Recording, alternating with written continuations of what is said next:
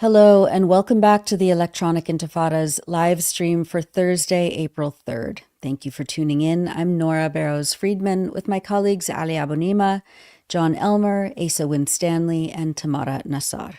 It's day 545 of the genocide in Gaza. Coming up, we'll speak with Josh Rushing, the senior correspondent for Al Jazeera English's flagship documentary series Fault Lines, to talk about the new documentary Kids Under Fire.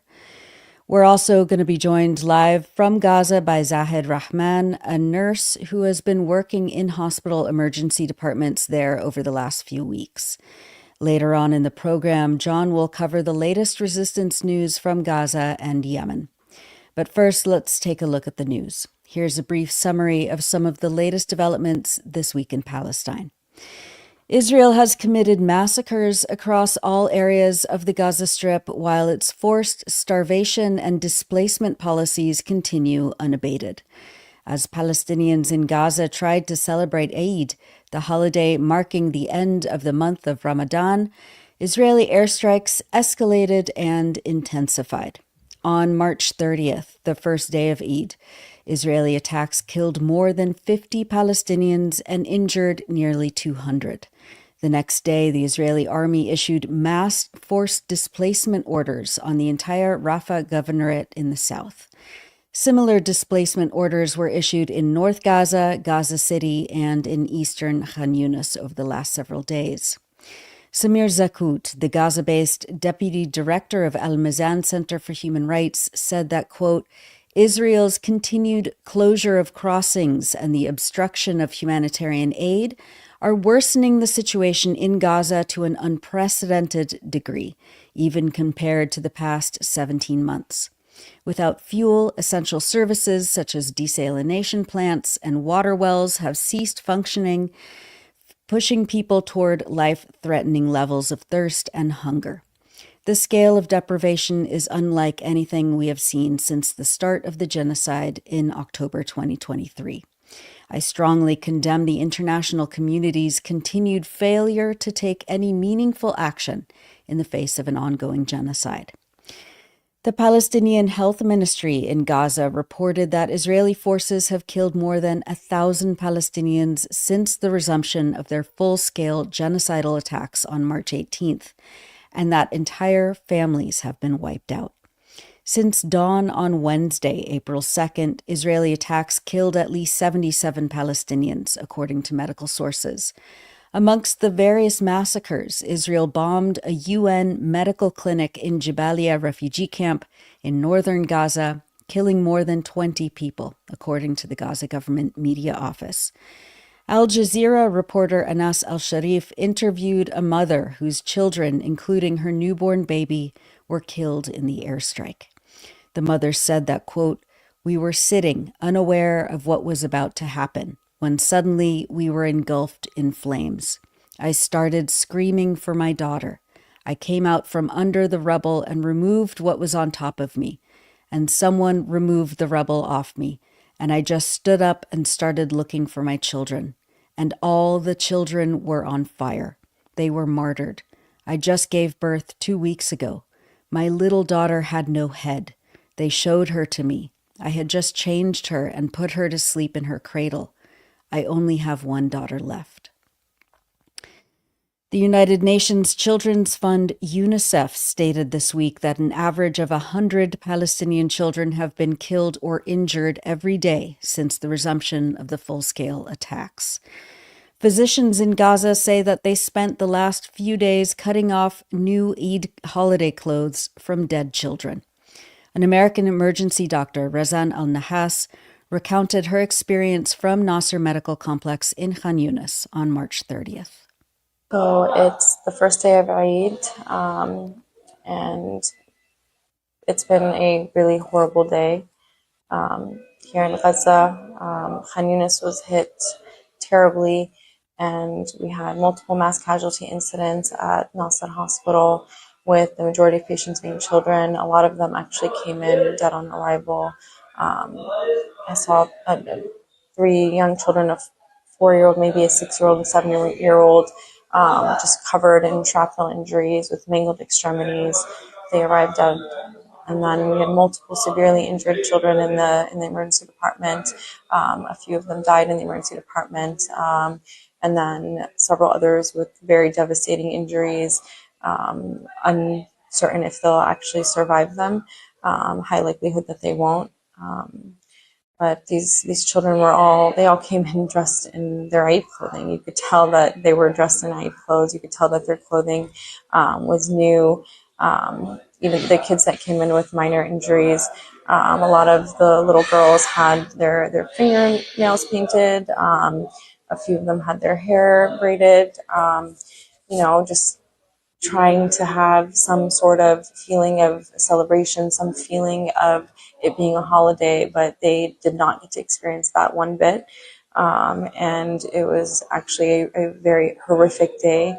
Last night I actually sat down and I just prayed and I hoped that it would actually be a somewhat quiet day so that the kids could actually feel some type of celebration, some type of peace. Get to visit family, get to, eat with their family members, whatever little food is available. But they were not even granted that, unfortunately, and just been quite devastating. That was Dr. Razan Al-Nahas reporting from Nasser Medical Complex. We'll have much more on Israel's engineered medical catastrophe and the systematic killing of children in Gaza right after the news.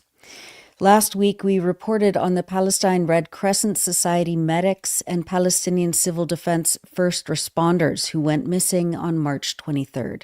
They disappeared after one ambulance crew was dispatched in an attempt to treat injured people following an airstrike in Rafah. Israeli soldiers had fired on the first ambulance, injuring the paramedics. The Red Crescent then sent another 3 ambulances to find and treat their colleagues and to rescue those who had been attacked. But all contact was lost, and rescuers were blocked by Israeli soldiers for a week from trying to locate the paramedics. Euromed Human Rights Monitor said that additional ambulances and civil defense crews were able to reach the scene on Friday, March 28th, following international coordination. They discovered the mission's director, Civil Defense Officer Anwar Abdul Hamid Al-Attar, quote, dead with his body shredded. The rescue crews that arrived Friday also found all of the Red Crescent vehicles, fire trucks, and ambulances completely reduced to charred metal. 1 week after their disappearances, on March 30th, a mass grave was found containing the bodies of 8 Red Crescent paramedics and 6 civil defense first responders, and an employee of the UN Agency for Palestine Refugees, according to the civil defense.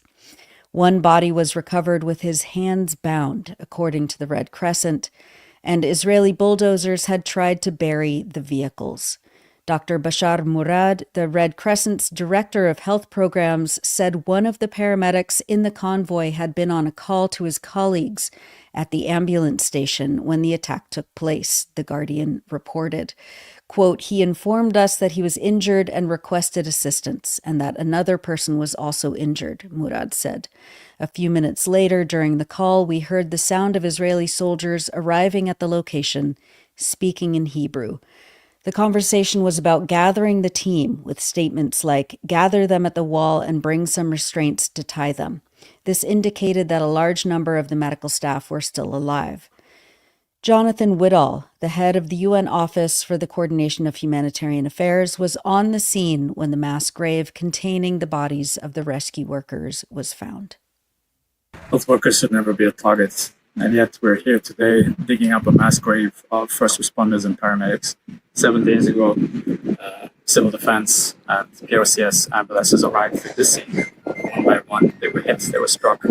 Their bodies were gathered and buried in this mass grave. We're digging them out in their uniforms, with their gloves on. They were here to save lives. Instead, they ended up in a mass grave. Their vehicles, their ambulances, UN vehicles, civil defense vehicles are crushed and dumped, covered in sand, next to us. It's an absolute horror. What has happened here? This should never happen. Healthcare workers should never be a target.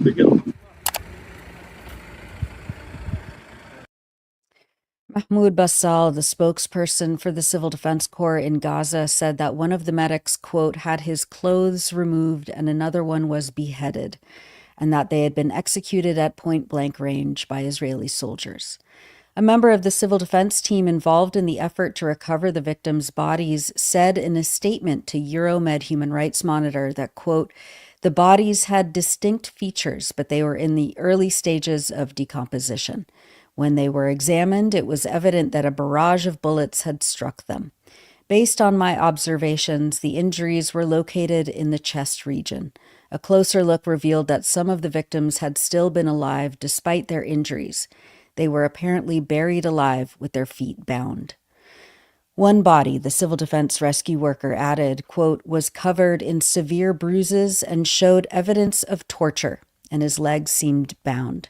After being shot in the back of the head, his face was completely ripped apart.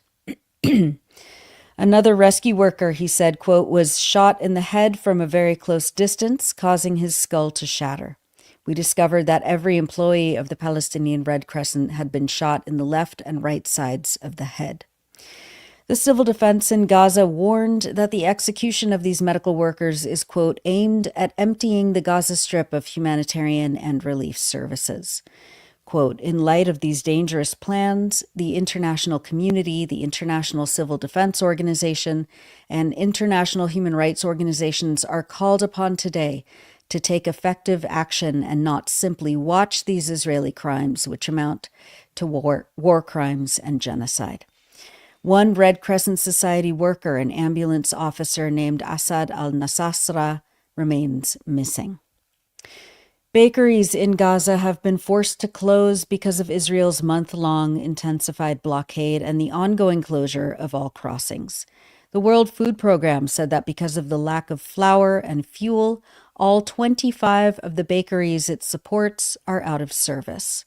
Jonathan Whitall, the head of the UN Office for the Coordination of Humanitarian Affairs, said on Wednesday that, quote, the humanitarian crisis is quite literally spiraling out of control.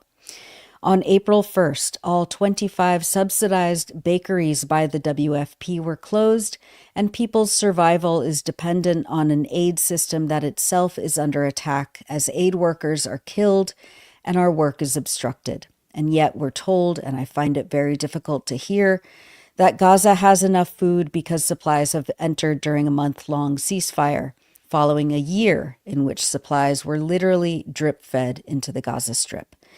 Whitall added, quote, my colleagues tell me that they just want to die with their families. Their worst fear is to survive alone.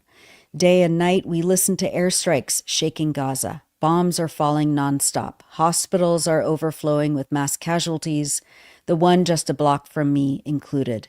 It's an endless loop of blood, pain, and death, and Gaza has become a death trap. We cannot accept, and as humanitarians, I need to emphasize this, we cannot accept that Palestinian civilians are dehumanized to the point of being somehow unworthy of survival. Whitall added that the medical workers executed by Israeli forces and buried in a mass grave is, quote, emblematic of the point that we've reached in Gaza. What is happening here defies decency. It defies humanity. It defies the law. It really is a war without limits. Another journalist was killed in Gaza this week. On April 1st, Mohammed Saleh al-Bardawil, who was a broadcaster for Sawat al-Aqsa radio, was killed in an Israeli airstrike along with his wife and their 3 children in Khan Yunis. The Gaza government media office stated that with al-Bardawil's killing, the number of Palestinian journalists and media workers murdered by Israel since October 2023 is 209. The Watson Institute for International and Public Affairs at Brown University, in their Costs of War project, said this week that, quote, the war in Gaza has, since October 7th, 2023, killed more journalists than the U.S. Civil War, World Wars I and II, the Korean War, the Vietnam War, including the conflicts in Cambodia and Laos, the wars in Yugoslavia in the 1990s and 2000s, and the post-9/11 war in Afghanistan combined. It is quite simply the worst ever conflict for reporters. We've published many features on the Electronic Intifada in the last week, but we wanted to highlight excerpts of Traitors Determined to Reopen Despite Obstacles by Shoja al-Safadi, a writer and poet, a member of the Palestinian Writers Union, and a founder and former director of the Friendship Cultural Forum. Shoja, who owned a cosmetics store in Gaza City that has since been destroyed, writes that when she returned north in January after 470 days of Israeli military aggression, she was shocked by what she saw. Quote, "My return came about because of the fragile ceasefire that came into effect on January 19th and which Israel ended on March 18th. That brief respite from Israel's genocidal violence allowed tens of thousands of displaced people to return to their devastated neighborhoods in Gaza City. Most of those returning to what remains of their former homes did so, as I did, on foot. Chef Warif Hamido had moved to Gaza from Syria years ago, escaping the war that had engulfed his homeland.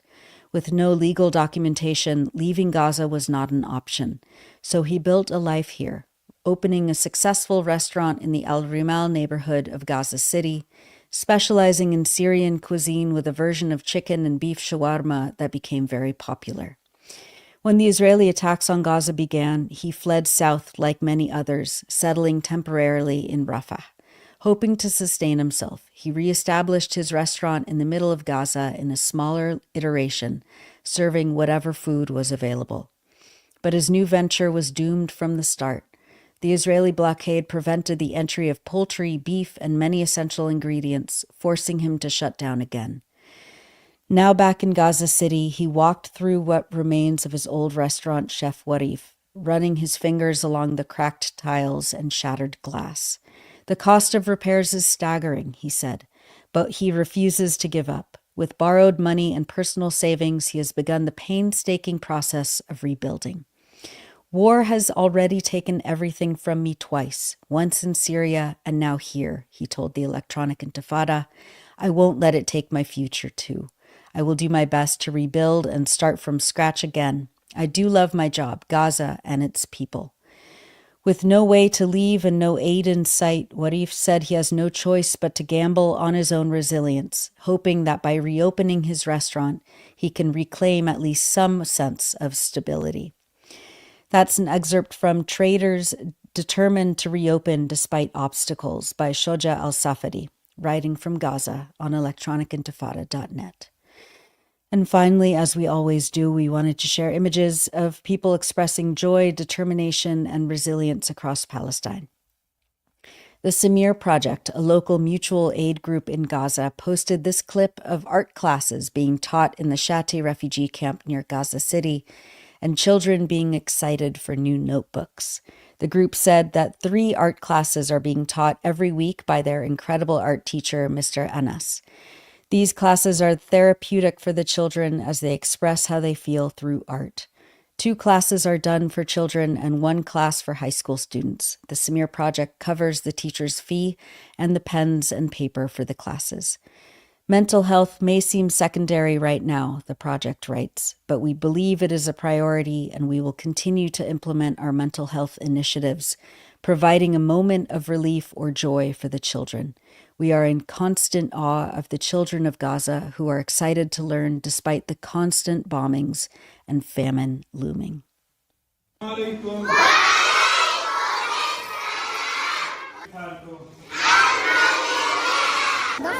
مبسوطة؟ ليش مبسوطة طيب؟ عشان وزعونا. ليش هتعملوا عليهم؟ احنا ندرس عليهم.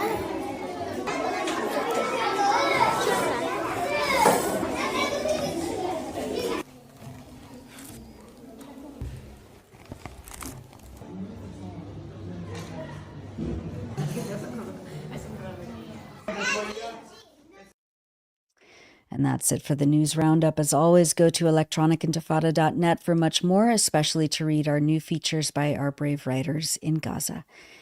You're watching the Electronic Intifada live stream. I'm Nora Barrows-Friedman with my colleague Ali Abunimah. Hi, Ali. Hi, Nora. How are you? Just trying to hold on. The last few weeks have been just an ongoing nightmare for our friends and colleagues in Gaza, and the situation, and we'll get more into this with our next guest, but the situation inside hospitals has been particularly grim and dire, and I just can't believe, the accelerated siege on Gaza is now a month old. Nothing has entered the Gaza Strip for a month, and it's this phase of the genocide is it's very heavy. Yeah, it really is. And you've just told us some of the latest news, and it's all incomprehensibly horrible. Yeah. And we're going to talk about some tough things in the show, but I just want to acknowledge again how hard this is for everyone. And I know for many of our viewers, I feel it. These weeks have been a struggle for all of us. How to keep up our energy, our motivation, how to support our friends and our colleagues in Gaza, how to fight the feeling of futility that what we're doing doesn't matter. I know it does, but I know that's a feeling that can creep up on us. And we get messages from so many people, more than we can respond to, many who are watching right now. And I just want to say to all of you how much it means to us. Yeah, it really does. And we're all in this together. And, I think it's really important to remember that this is an enormous community, and it stretches across the world. Most of the world is watching what's happening in Gaza with absolute horror and anger, and it's only the minority of the people in power that are signing off on this. So we're stronger together, as always. And someone who's embodying that strength and resilience and sense of community and real solidarity is our next guest. Just a reminder that you're watching and listening to the Electronic Intifada live stream. I'm Nora Barrows-Friedman here with Ali Abunimah. Joining us now live from the Gaza Strip is Zahed Rahman. He's a critical care nurse with more than 15 years of experience, and he's been working in hospital emergency departments across Gaza over the last few weeks as a volunteer with 𝐓𝐿IA, a medical solidarity organization. This is his second mission to Gaza. Zahed, welcome to the Electronic Intifada live stream. We hope you're as well as you can be under what must be extraordinarily stressful and challenging circumstances for you and your colleagues around you. What can you tell us about what you're witnessing, what you're seeing, the kinds of patients that you're treating right now? First and foremost, thank you so much for having me. Like you said before, this is my second visit here, and stark differences that I've noticed is that last time I was here in March, there was still somewhat of a healthcare system that was functioning. Since then, there's been significant changes. The current healthcare system of Gaza has completely collapsed.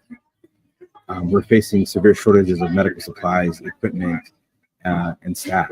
The local staff remains unpaid, but they're still unwavering. They still come to the hospital, come to work every single day. I was mentioning this to someone else. They live in a red zone, they commute through a red zone, and then they come to work in a red zone. Their entire existence is in a red zone. It's a testament to their strength. in the United States, we usually use the term resilience very freely. It's not a bad phrase, right? But if you ask a local here, their response is, well, what other choice do we have? And I think that's the key point that we don't really pay attention to, is that they shouldn't have to be resilient. You know, the types of injuries we're seeing, they're far more devastating than what I recall from last time. That only tells me from a professional perspective that the types of ammunition or types of bombs or types of artillery being used has further advanced since last year, and that's what's being used on the Palestinian population by the Israeli occupation. Before, if you were to bomb a certain area, you may have people in the immediate area that were also affected, but now you have people that show up that are 100 meters away with shrapnel injuries, which to me is mind-boggling. It defies all sorts of physics and stuff, but here we are today. We're treating those injuries because we see them. And as a result of this occupation and this apartheid, the closure of the crossings, it's had a catastrophic impact on all aspects of life in Gaza. You don't have food, you don't have medicine, you don't have anything essential coming in or coming out. They control the water, they control the electricity, they control the fuel. There's no safety for anyone. There's no safety for anyone. We're inside of a hospital. Just last week, Nasser got attacked when there were Americans there. Now, yes, the Gazans or people locally have always been under some sort of a threat. Knowing that Americans are there, they usually are somewhat careful. At this point, they didn't even care. It seems to be that the rules have changed. The perspective has changed. And the importance of international support and aid and helping to alleviate the humanitarian crisis in Gaza is so important right now. It's so important. The siege has to be lifted. The trucks that were promised to come in during the ceasefire that never showed up, they should be coming in. There's a shortage of flour. There's no flour. There needs to be a permanent solution for this conflict. I don't even like calling it a conflict. But that's what that's what mainstream media calls it. There needs to be a permanent solution for this, rather than just temporary band-aids. And something else that I've noticed this time around that wasn't as prevalent last time is the mental health, the psychological trauma. I don't think an average human being is supposed to endure this level of trauma, sustained trauma, for a week or so, much less 18 consistent months. There has to be some sort of a change. There's someone needs to step up and say, okay, enough is enough. Zahed, thank you again for joining us and for the work you're doing. Talk about what's it like for you there? You are surrounded by colleagues trying to help people. You went to Gaza once, you decided to go back. What made you decide to go back to Gaza? First time I came to Gaza was because I felt like it was the right thing to do. Just being a human, being a nurse, I knew that my skills could be utilized. And after spending my time here last year, I quickly realized they're very self-sufficient. They're highly intelligent human beings, from a clinical perspective and everything. And to be honest, I feel like I took away a lesson in humanity, more than anything. I don't think I gave them anything except for the fact that I was able to bear witness, and because I'm an American, I have the ability to give my testimony, in this. As to why I returned, it was because of my first experience. There's something significantly beautiful about this country that just draws you back in, and it's unexplainable. And every international humanitarian healthcare worker that's ever been to Gaza, that has left, that I've talked to, they say the same exact thing. I'm not even Palestinian.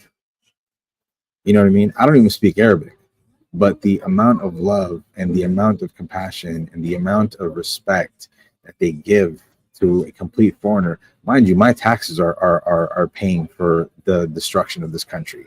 My tax dollars are going making the bombs that are being dropped off, that are being dropped on children. So despite that, they still welcome me with open arms. And that was a significant reason why I chose to come. Yeah. We're having a little bit of a connection issue, but hopefully Zahed can rejoin us. Yeah, it's always the reality when connecting with Gaza. And I want to ask Zahed, when he comes back, he talked about a little bit about the different kinds of injuries he's seeing. And just that, you know, when he said something that struck me, when he said the rules seem to have changed, like from what rules were there before? Like, there are no rules. How can you? No limits. There's no limits. There were no limits before, and so I think we have Zahed back now. Zahed, over the few weeks you've been in Gaza so far, have you traveled to different parts of Gaza, and can you describe just the conditions or differences in conditions that you're seeing in different hospitals or different parts of Gaza? As much as I would love to travel throughout the Strip, my travel is extremely limited to where I can and can't go, because all of my movements have to be coordinated as well. Coordinated by who? It has to go through my agency, but it has to, more importantly, has to go through the IDF. So that being said, I'm extremely limited to where I can go. Now, within walking distance, I've gone to the local shops and everything, and I've seen the devastation. And in certain areas, you can still smell the what appears to be what smells like, you know, rotting flesh, because there's probably still bodies under the rubble that have not been discovered, you know, or they may be fresh. But one beautiful thing that I've noticed is that despite everything, these people here still want to live as much as they can with the limited capabilities they have. Stores are open. Yes, the prices are astronomical and absolutely unaffordable, and everything is in limited supply, but they have this desire to live, and I think that's a right that's afforded to the people of Gaza. That's a right that's afforded to the people of the world under international law, under God's law. I think everyone has that right, and everyone should be allowed to express that right freely without any sort of suppression or any sort of occupation that's monitoring them. People need to be able to commute freely, travel freely. I'm sorry, there was just another bomb. Travel freely and work and go to school and have a life and enjoy family time. I mean, all those things they are doing it here with limited resources. It's just a devastating thing to see for a great community of people. And some of those, a lot of those limited resources are things that you would normally have access to as a healthcare provider, as a medical professional working in a hospital. Can you talk about the ways in which you and your colleagues are having to improvise tools and basic medical essentials in the hospital? So by profession, I'm a critical care nurse. I'm an ICU nurse. I have experience in the ER as well. And I will tell you, some of the most important things that we we do as interventionists, right? One of the things is to secure an airway. You put an endotracheal tube in to secure an airway. You put them on a ventilator. You use a OG tube to decompress the stomach or to do feedings, right? All of that plastic hardware that I just mentioned, for the most part, it has to be reused. In America, if an endotracheal tube comes out of its packing and it hits the ground, God forbid it hits the ground, it hits the bed, hits the pillow, just on the side, it is no longer used. They will grab another one. You know, here in the United States, here in Gaza, if it hit the ground, they'll go rinse it off and use it. You know, medications wise, there's an extreme shortage of medication. A typical patient that's intubated in the United States of America is on at least a sedative and some sort of an opioid, something for pain and something for sedation. There's a lack of both of those things. There's an extreme shortage, to the point where at points they've considered, they haven't done it yet, but they've considered diluting them in order to use them. There is no morphine. Like they use ketamine and they use propofol, and you know those things might be appropriate, but they're not ideal. In terms of wound care, the dressings that's necessary, the medications that's necessary, there's almost none. You know, and a diagnostic tool that is standard to every hospital in America. One is an X-ray, one is a CAT scan machine. And I could tell you, if a patient here needs to get, I'm at Aqsa Hospital right now. If a patient here needs to get a CAT scan, they have to be put into an ambulance and shipped off to go get a CAT scan to come back for a basic study. You know, that is not normal. Under any circumstances, it wouldn't be acceptable in America. It doesn't make sense that it's acceptable here. Zahed, we're grateful to you for taking time from the people who desperately need your care. We don't want to take too much of it. In the last couple of minutes, talk to us about what you want people watching around the world, particularly in the United States, to take away from what you're telling us. And when you came back from your first mission to Gaza, you traveled around, you spoke to audiences. What do you want us to know, and what do you want us to do? And what do people in Gaza tell you they want from us?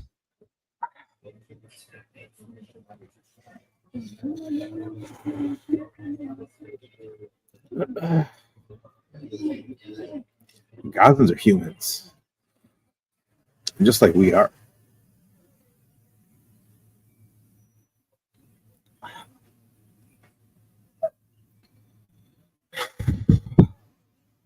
They want to live, you know, they want to have families. They want to raise children. They want to hang out with their friends. And despite what the mainstream media might about the people here, I can tell you firsthand experience-wise,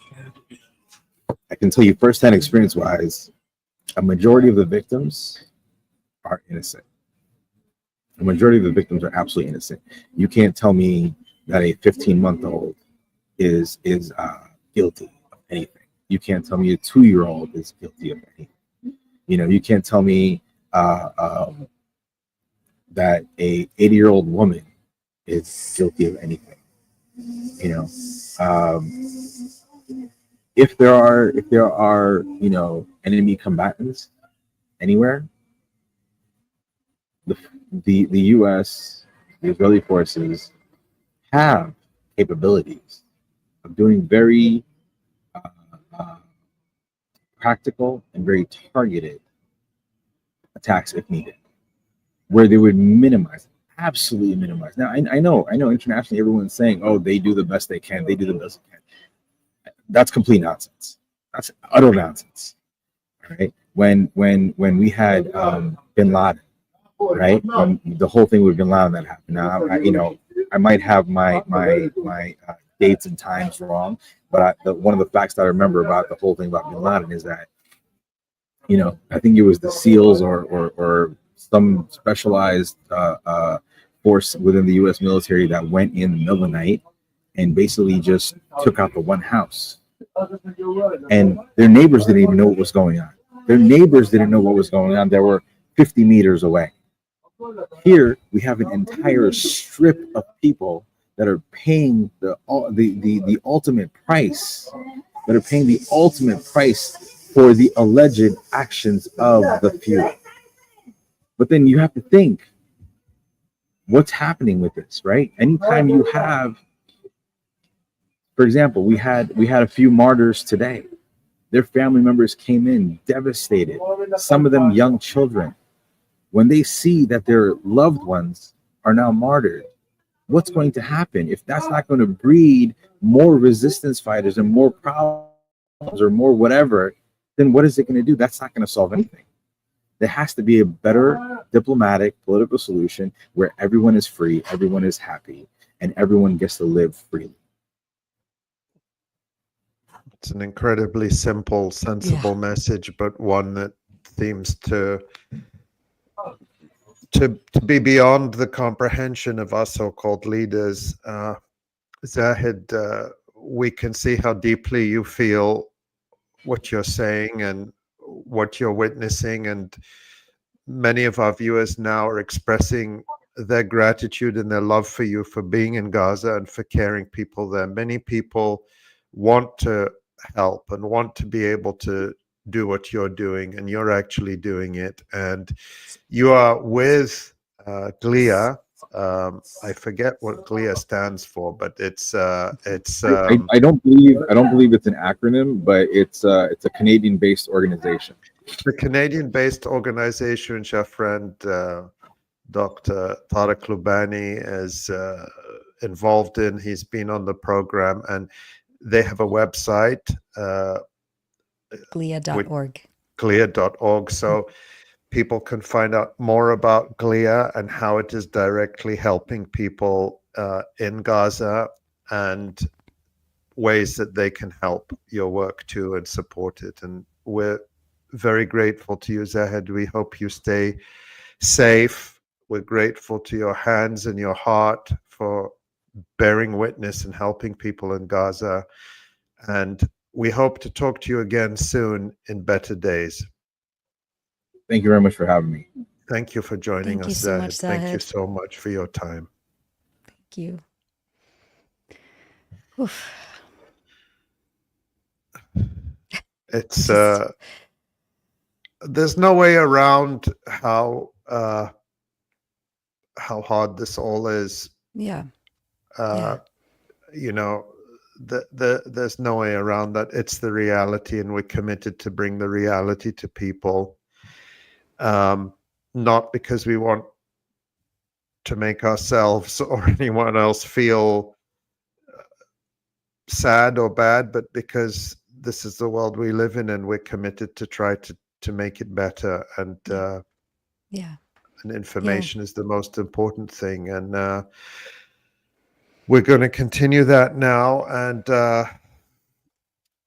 we're still going to keep our focus today on what's happening to people and medical workers, and most importantly, the victims of this genocide that they're trying to help. So I'm going to introduce our next guest, but before I do that, I just want to remind everyone that you're watching and listening to the Electronic Intifada live stream. I'm Ali Abu-Ni'ma, here with my colleague Nora Barrows-Friedman. And since the start of this genocide, Israel has killed at least 17,500 children in Gaza. That's an average of 30 children each day, more than one child every hour for more than 540 days. It's a staggering and horrific toll. And what makes it even more incomprehensible is that doctors report seeing children arriving every day in Gaza's overstretched and barely functional trauma centers with gunshot wounds. Their accounts, corroborated across hospitals and over time, suggest a disturbing pattern. This is not random, it is systematic, say the makers of a new episode of Fault Lines, the flagship documentary series from Al Jazeera English. The film, Kids Under Fire, investigates these atrocities through the stories of individual children and their families, and testimonies from healthcare workers from the United States who witnessed them.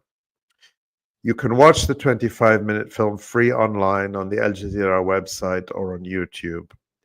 Joining us now is Josh Rushing. He is the Emmy Award-winning senior correspondent for Fault Lines and one of the makers of this film. Josh, welcome to the Electronic Intifada live stream. Thank you for having me. I'm Josh.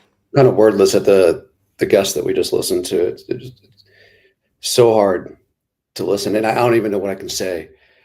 Yeah. All you have to do is just listen to him, and it's like that's the whole story. Yeah. Well, you have told more stories from healthcare workers like Zahed, healthcare workers from the US who've been to Gaza and worked with many of the patients, just like Zahed Rahman, who we spoke to. Let's take a look at a brief excerpt from the film, and then we'll talk about it. Children are easy targets, right? They are generally defenseless. It makes sense to target children if you're trying to target the future. Fault Line spoke to 20 American doctors who volunteered in hospitals across Gaza since the war began. They all reported treating children with gunshots, often fatal. It's not a rogue soldier that lost their ethics. It's widespread throughout the entire Gaza Strip. There's a definitive pattern of Israeli soldiers targeting quite specifically children. I didn't want to believe that children were being shot. Nobody wants to think that other humans are capable of annihilating children in that way. I had 18 cases of children with shots to the head. When you see one or two coming in that time that I was there, then I could say maybe it's an accident, it's crossfire. But when you see that a child is being shot in the head every day, multiple times, in the abdomen, in the chest, those are intentional. Someone is doing that.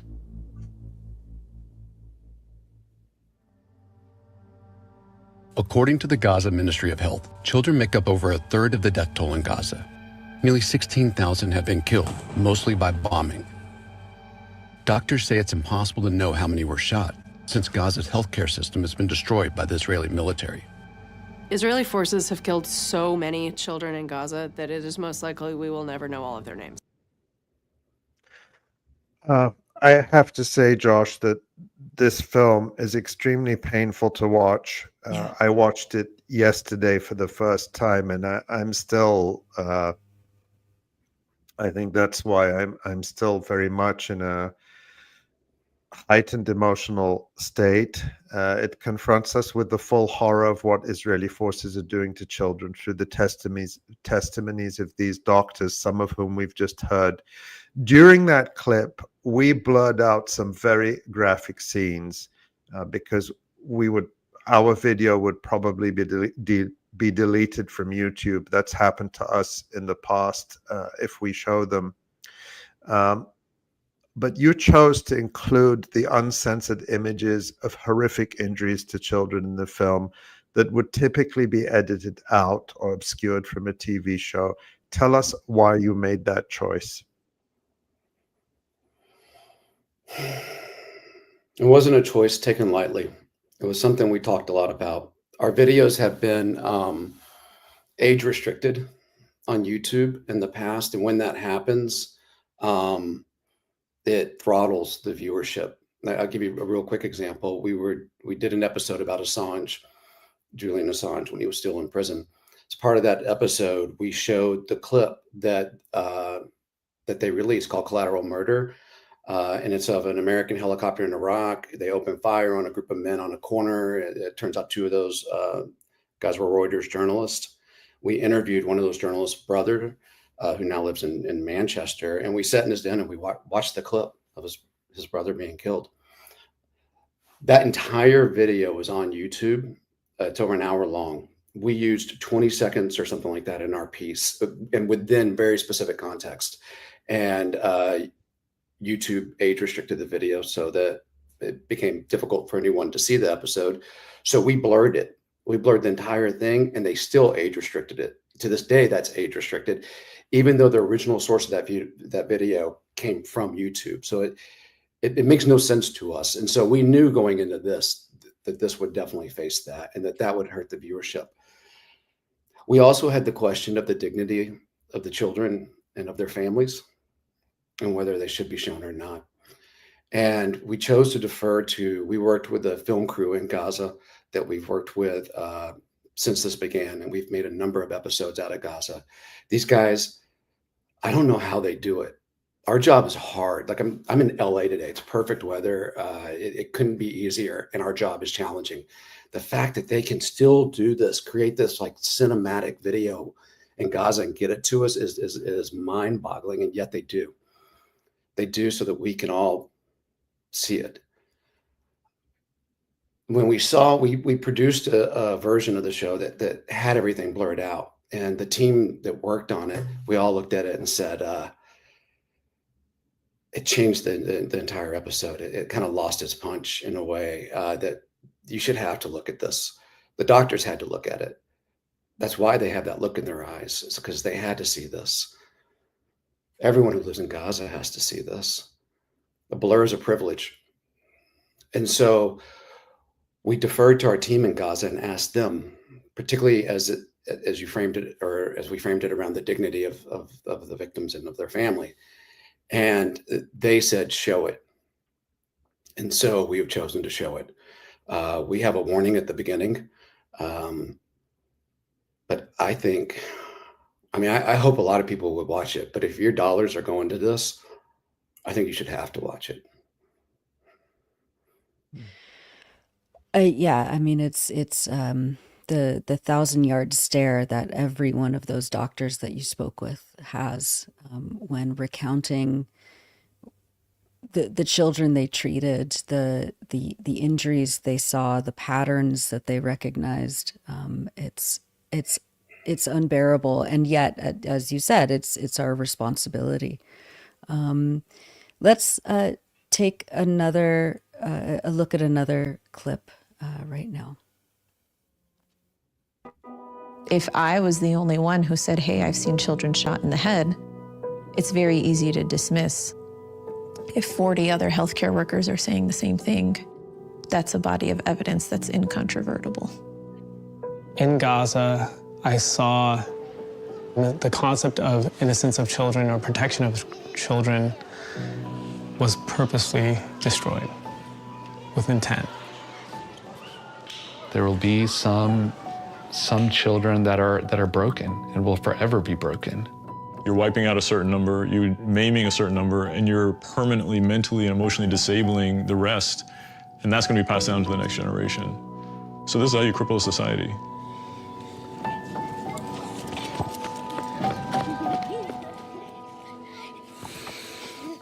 They say that Gaza is the graveyard of human rights. And for me, it was really the graveyard of my belief in the human race being able to challenge its worst impulses. I don't know that I can ever get that back. I think we can all relate to that. We talk a lot with our friends and family and each other about how we've all been so irrevocably changed for the rest of our lives, witnessing this genocide in some form or another. Josh, earlier in today's program, we spoke to Zahed Rahman, a critical care nurse who's currently in Gaza. Talk about the healthcare workers that you spoke to for this film when they came back from their medical missions. What are the patterns that they saw in terms of the injuries to children, and if you could talk about, the impact that has had on them? Yeah, sure. One of the doctors you saw in that clip, Mark Perlmutter, who happens to be Jewish, he's been to Gaza. He just returned this week after, I think, his third trip now. He had also been at 9/11 on that day at Ground Zero in New York. And he was in Haiti on the first day or second day after the earthquake. He's been all over at these disasters. And he says that what he saw there in Gaza, all those others combined don't come close to what he saw. When you talk to doctors, it's like these are people who spend their entire lives compartmentalizing this kind of stuff.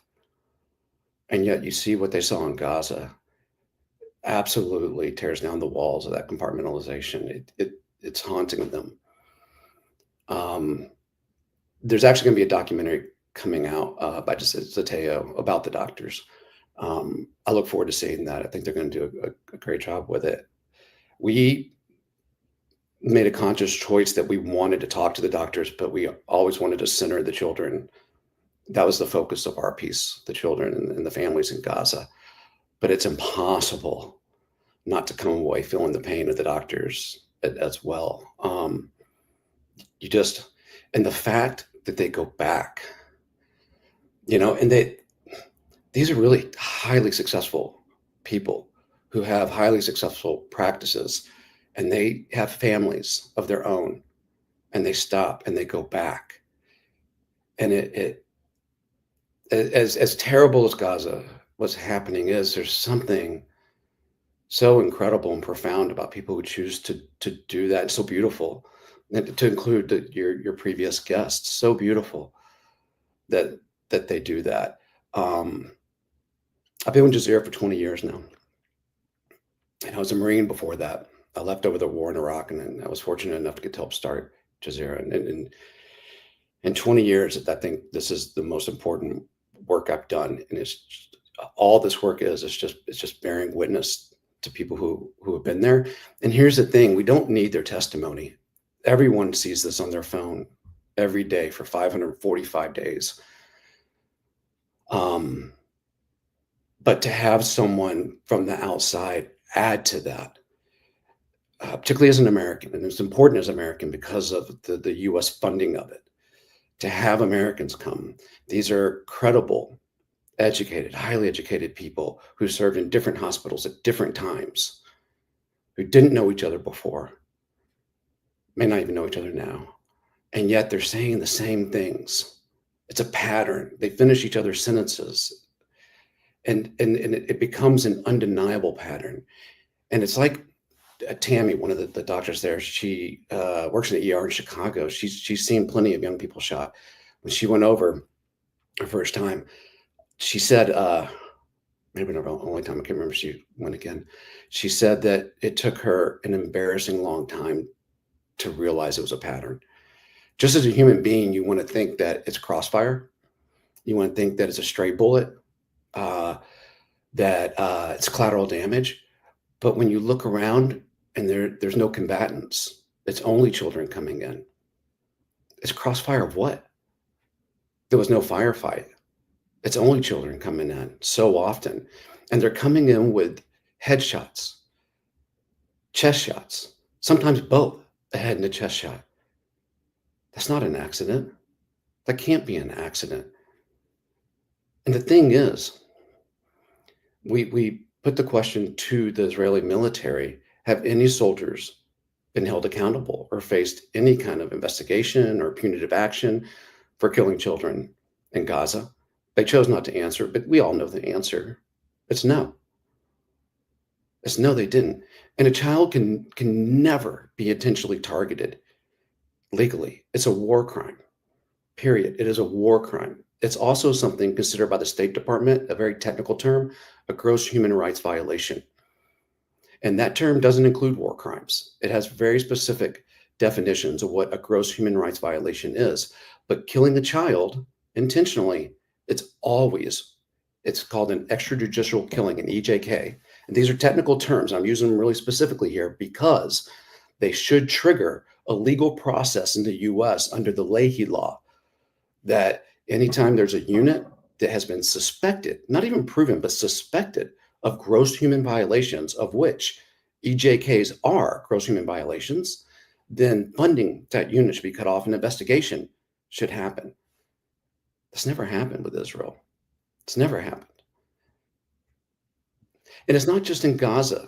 Yeah. We interviewed the DCIP, the Defense of Children in Palestine, and they put out a report about how many children had been killed between October of 23 and July of 24 in the West Bank.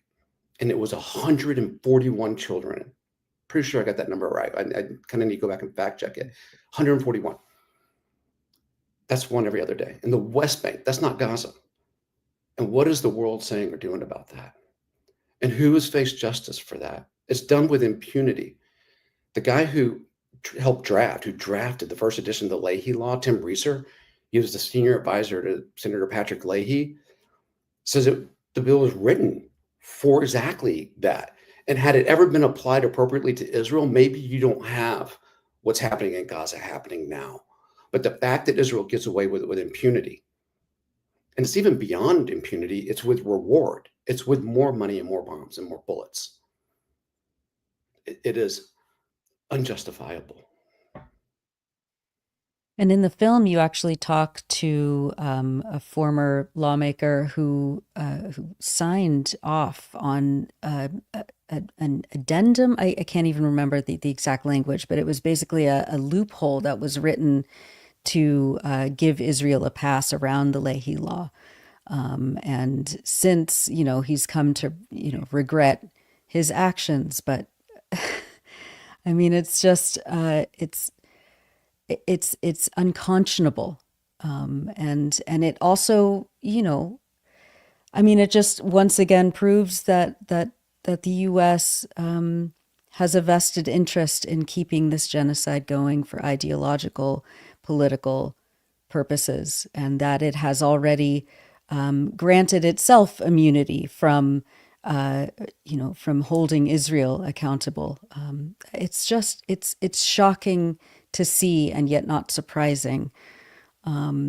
It's, and then there was, there's the people who are treating the victims of these lawmakers. Dr. Mimi Syed, who we've had on the EI podcast a few times now, she, she was talking about in the film how she has, 2 children of her own, and she comes back and, in her one of her children's like first grade class, they have like a little ceremony for who's lost their tooth. And it's a very sweet and, very normal, sort of thing in a first grade classroom. And that she has this, this kind of psychic intrusion of remembering when she was in Gaza and she was holding the actual mandible of a child in her hands, with that child's teeth in her hands. I mean, what, from your perspective as a producer, as a host, as someone who's seen so much, what effect does this have, I think, on you, on media workers in general, let alone the people who are living with this? What have you come away with after making this film?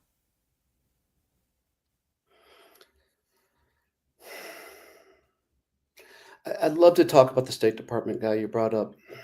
I think it'd be easy to villainize him, but he's actually a really interesting and intelligent, compassionate human being who I think is trying to reconcile what he was a part of. And I understand this because I came from a similar background. He's actually working as a senior advisor now with Dawn, the organization that 𝐓𝐡𝐞 set up shortly before he was murdered. And he's working on this issue. And because of his background, I think he could do incredible things. I can relate to him because in thinking about this interview today, I was nervous about it because you guys cover this all the time. I cover a different story with every episode I do. What can I tell you about this? What could I bring to this? And I was reflecting on what brought me to Al Jazeera in the first place was this documentary film called Control Room. And it was about how Al Jazeera covered the invasion. And at that time, I was a Marine officer, a spokesperson, representing the U.S. during the invasion of Iraq. And the documentary is all about Al Jazeera, but I just happen to be this character in it that kind of goes through this transformation as I'm seeing.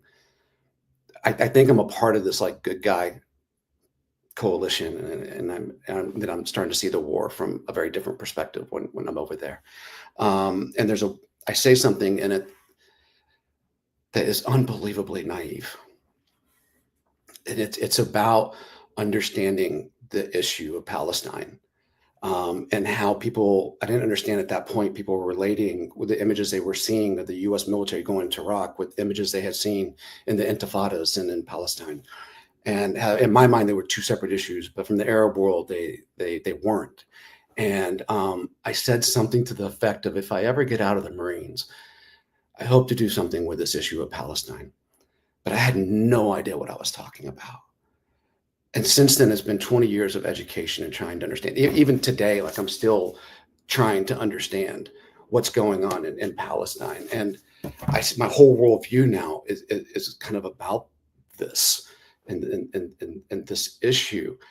But at that time, when I said that, I was not uneducated. I went to the University of Texas. I had a degree in classics, in ancient history. I worked in ancient Greek, the language, Koine Greek, Attic Greek, Homeric Greek. I translated Aristotle, Plato from the original text. I was educated, but I was in this bubble that felt like that everything told me that the U.S. was this benevolent force in the world. And getting out and looking back at that and seeing my naivete, I can relate to Charles Blaha, who's the State Department guy, that he was a defense attorney and he left that to join the State Department because he saw the diplomacy of the U.S. as being this kind of benevolent force. He spent over 3 decades there.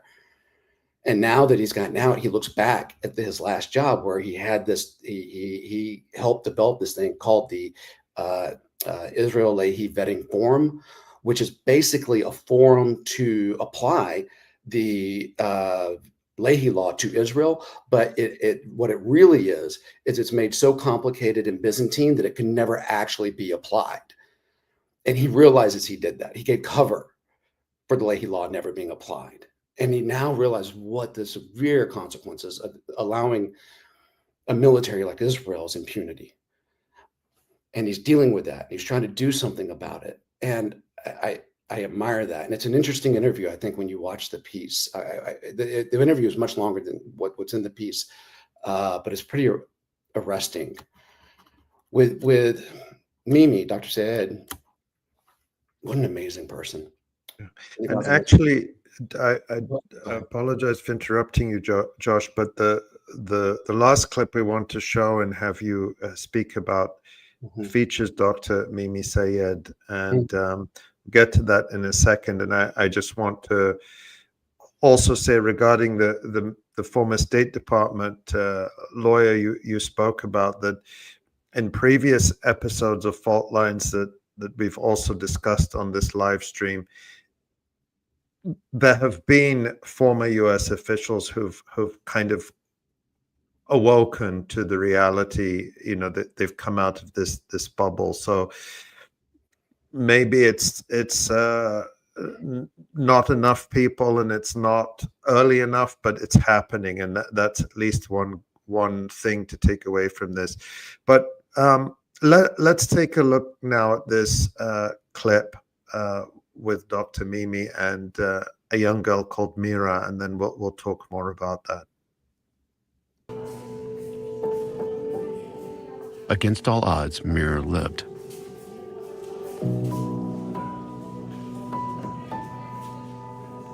انت بنت قوية يا ميرا صح؟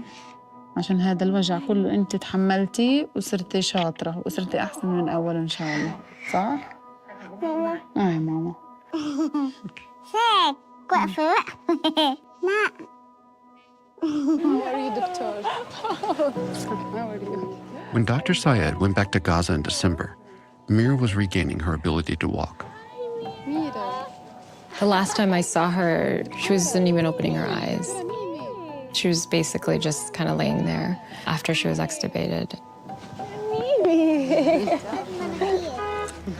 بتقولك إنه حطت مناكير مناكير. على الفينجر. Wow. She's talking normally, like. ميرا Yeah, all normal like before. So language is great. Standing, walking. أنا ماسكة إيدها. Yay, Mira! Oh, wow. So, just for those who are listening rather than watching, in that scene, we saw the young girl, Mira. She's 4 years old, her head covered in bandages, her mom holding her and telling her, encouraging her about how well she's done, how well she's recovered. And of course, we saw Dr. Mimi Sayed with Mira and her mother. And as Nora mentioned, Dr. Sayed has spoken to the Electronic Intifada more than once about her experiences in Gaza, most recently just a month ago. Josh, tell us about Mira, what happened to her family, and what type of future she faces now. Mira's an incredible story.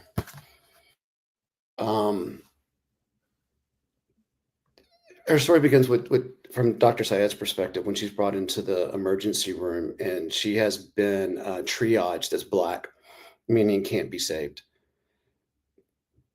But Mimi saw her like respond to pain and thought, I can save this girl, and or at least try. So she intubates her so that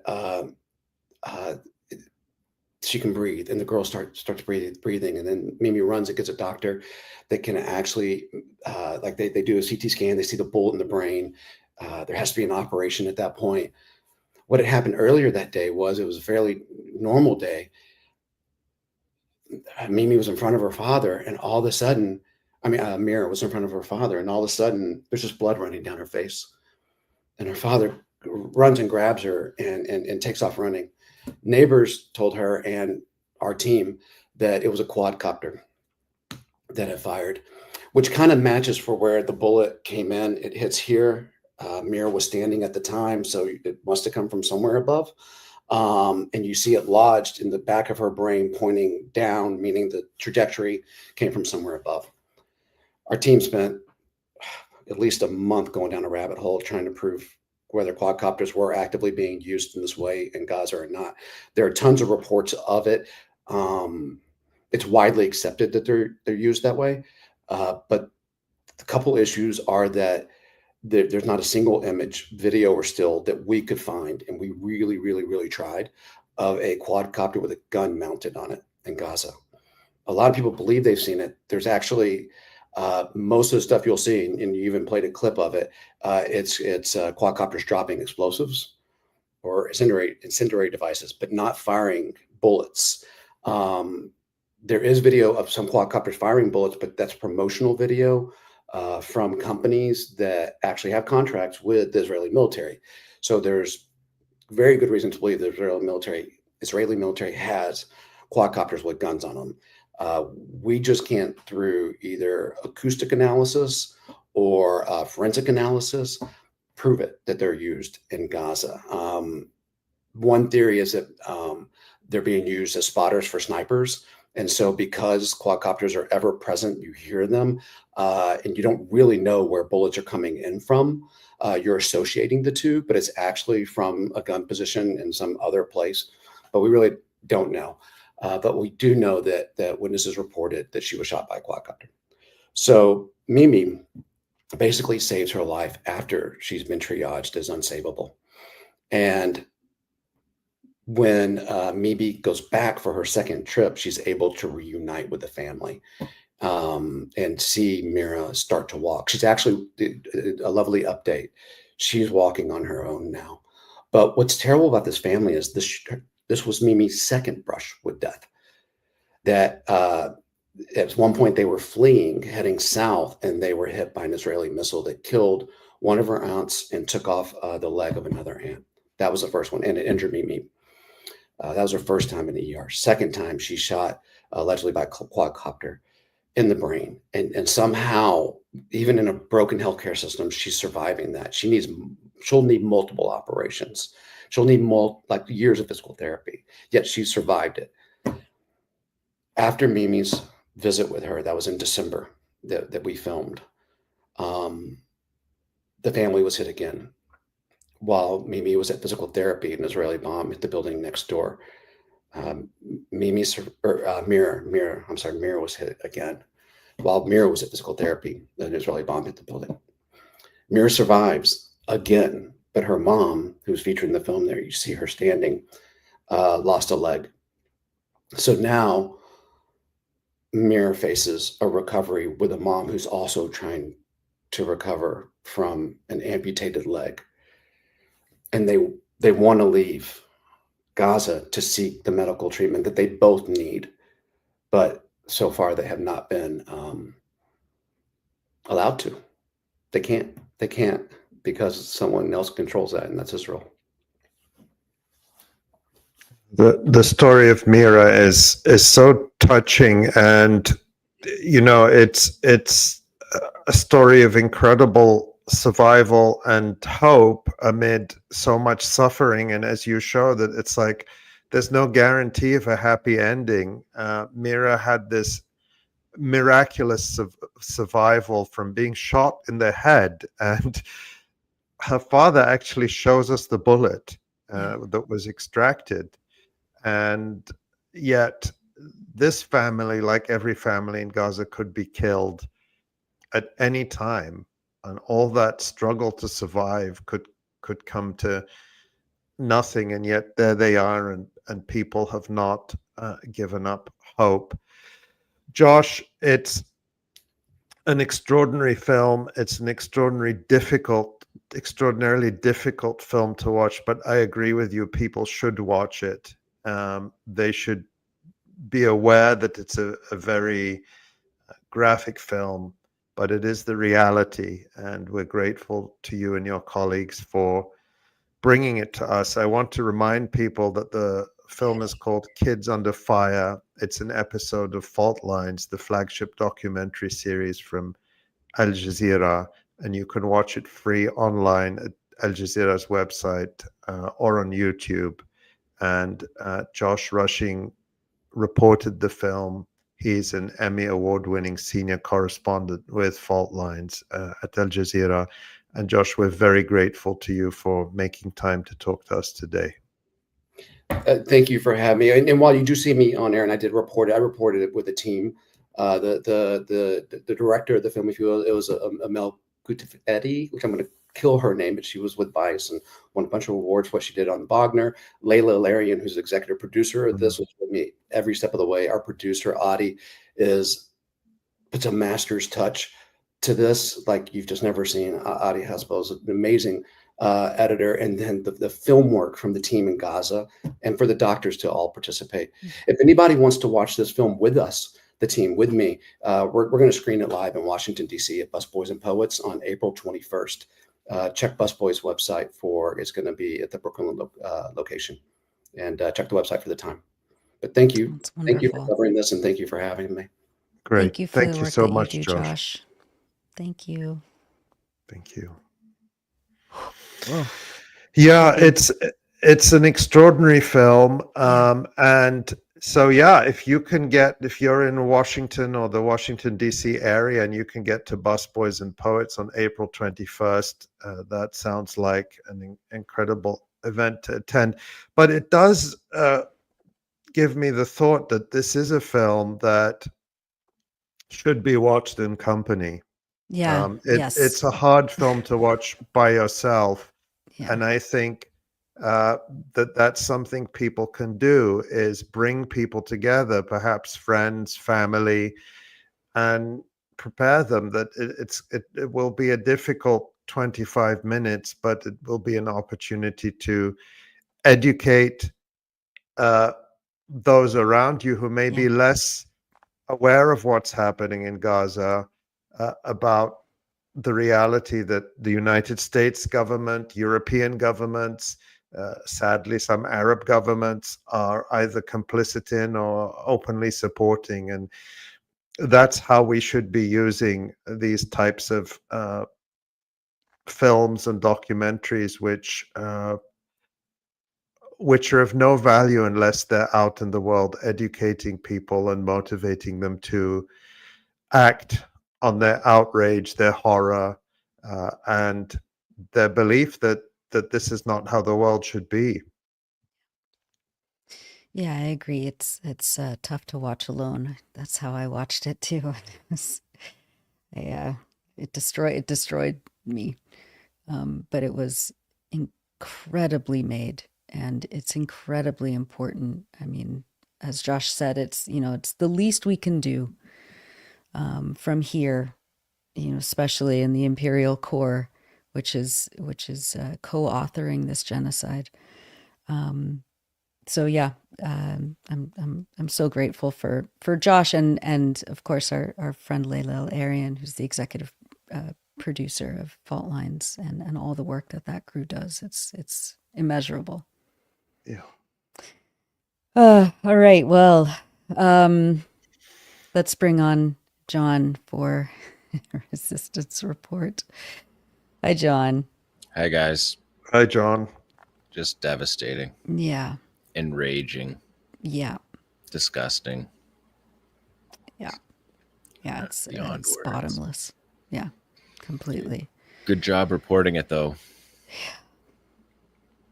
Thanks. And you've got another report for us. We maintain our commitment to keep reporting what's happening on the ground in Gaza, the kind of news you're not going to get anywhere else. What are you going to cover this week, Jon? Well, we're going to look at what Nora talked about in the news report and look at what those military movements in Gaza portend, and also consistent resistance from Yemen, and a connection between the two this week. So, all right. Great. Take it away. All right, let's get into it. All right, you're watching and listening to the Electronic Intifada. I'm Jon Elmer. This is the Resistance Report for day 545 of this war. I'm reporting on April the 3rd. As Nora said in her excellent news introduction, this has now been 1 month since the siege began. 33rd day today of total siege, no food, no medical supplies, no fuel, the longest siege of the war. What we're watching right now is not a battle. It is a violation of the ceasefire by Israel that's agreed upon and guaranteed by the United States, Egypt, and Qatar. This is not a fight. It's not a face-to-face fight. There has not been a single engagement between the resistance and the Israeli forces in a face-to-face fight. It's cowardly attacks. It's the massacres that we've been talking about on this program for the previous hour and a half. And that's the situation as it is now. Again, I said this last week, it could change at any moment. But right now, those face-to-face confrontations are not happening. This is a war against civilians. There's been more than 100 airstrikes over the last day and a half.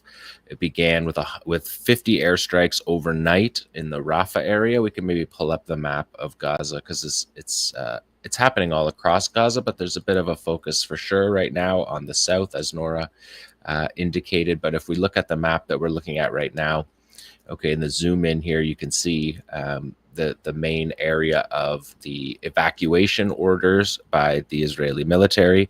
Those evacuation orders, as has happened all throughout this war, the evacuation orders happen at the same time as the civilian massacres are happening. There's not a period of time that's a grace period to allow people to leave. As disgusting as evacuations are, forced displacement is, there's no grace period for that. The the attacks are happening as people are leaving.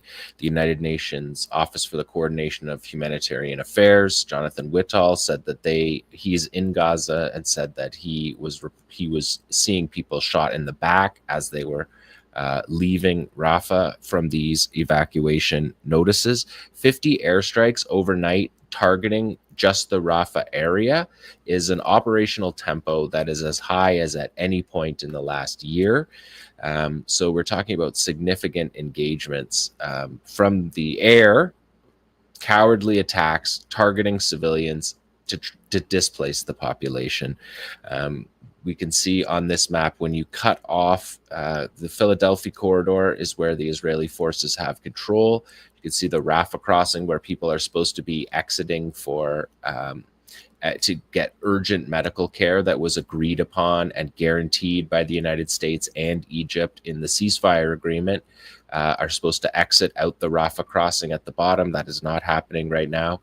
And then further down at the bottom of the screen there, cut off, but right at the edge is Kerem Shalom. That's the crossing where the aid is supposed to come in.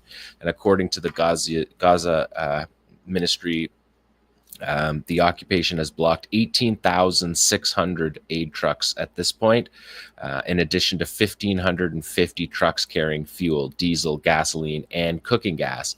That goes on top of the targeting attacks of the shelters, and Israelis have bombed more than 60 soup kitchens and aid distribution centers, putting them out of service. So that is all happening in violation of the ceasefire. These are ceasefire violations that so far the resistance has not violated the ceasefire in the way that the Israelis are. It has not tripped a full-scale battle. If we look at, so the map that you're looking at there, 97% of that area south of Khan Yunis is a complete no-go zone for the population. UN OCHA, again, they said 64% of Gaza's total area is inaccessible right now, and more than 100,000 people fled from Rafah alone in a 24-hour period, and again, under fire. And Nora reported on the mass graves of the paramedics and of the Red Crescent paramedics and civil defense that happened on the eastern edge of Rafah. People are not getting access to the Israeli military. This is all standoff fighting at this point. If we take a look at the next map, you can see the evacuation. Notice this is the sick map that the Israelis have that marks in something like 700 different blocks for evacuations. But you can also just see in the way that this map is laid out by the Israelis how much is already the buffer zone. The shaded areas on the edges of Gaza are already a buffer zone, a no-go zone, completely flattened in this area. And so that's the evacuation notice from Rafah.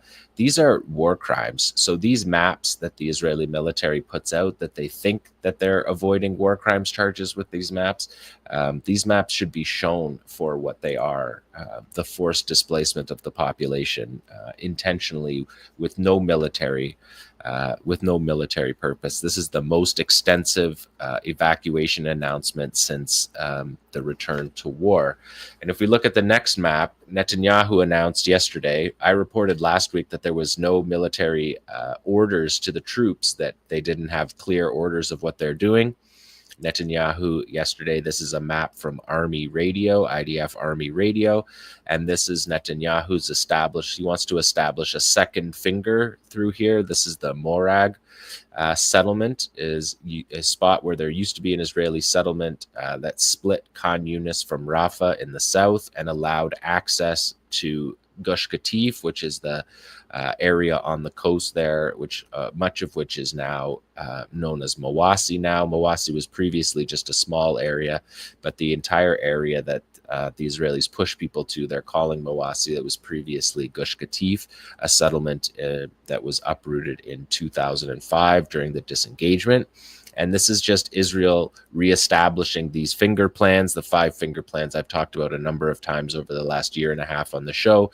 They go back to the 1970s, and particularly Ariel Sharon. But the goal is to create fingers through the territory to break up the contiguity of the Palestinian population. It's essentially Zionism in a nutshell. You put in military installations into the middle of Palestinian civilian areas. And then later, after you've established the military base, you bring civilians in, you civilianize it to give it sort of an air of legitimacy. But the goal is to cut up Arab contiguity and to create Israeli Jewish contiguity in the land as well. So they're using this now corridor that was established when I worked in Gaza for a number of years. This was a corridor that was difficult to pass through. There's a checkpoint used, difficult for people from Rafah to get anywhere north. There's multiple checkpoints up between Khan Yunis and the middle camps area.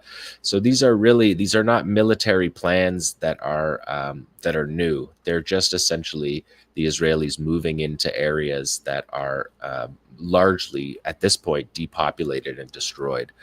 So this is the Morag corridor. Netanyahu is calling it Philadelphia B.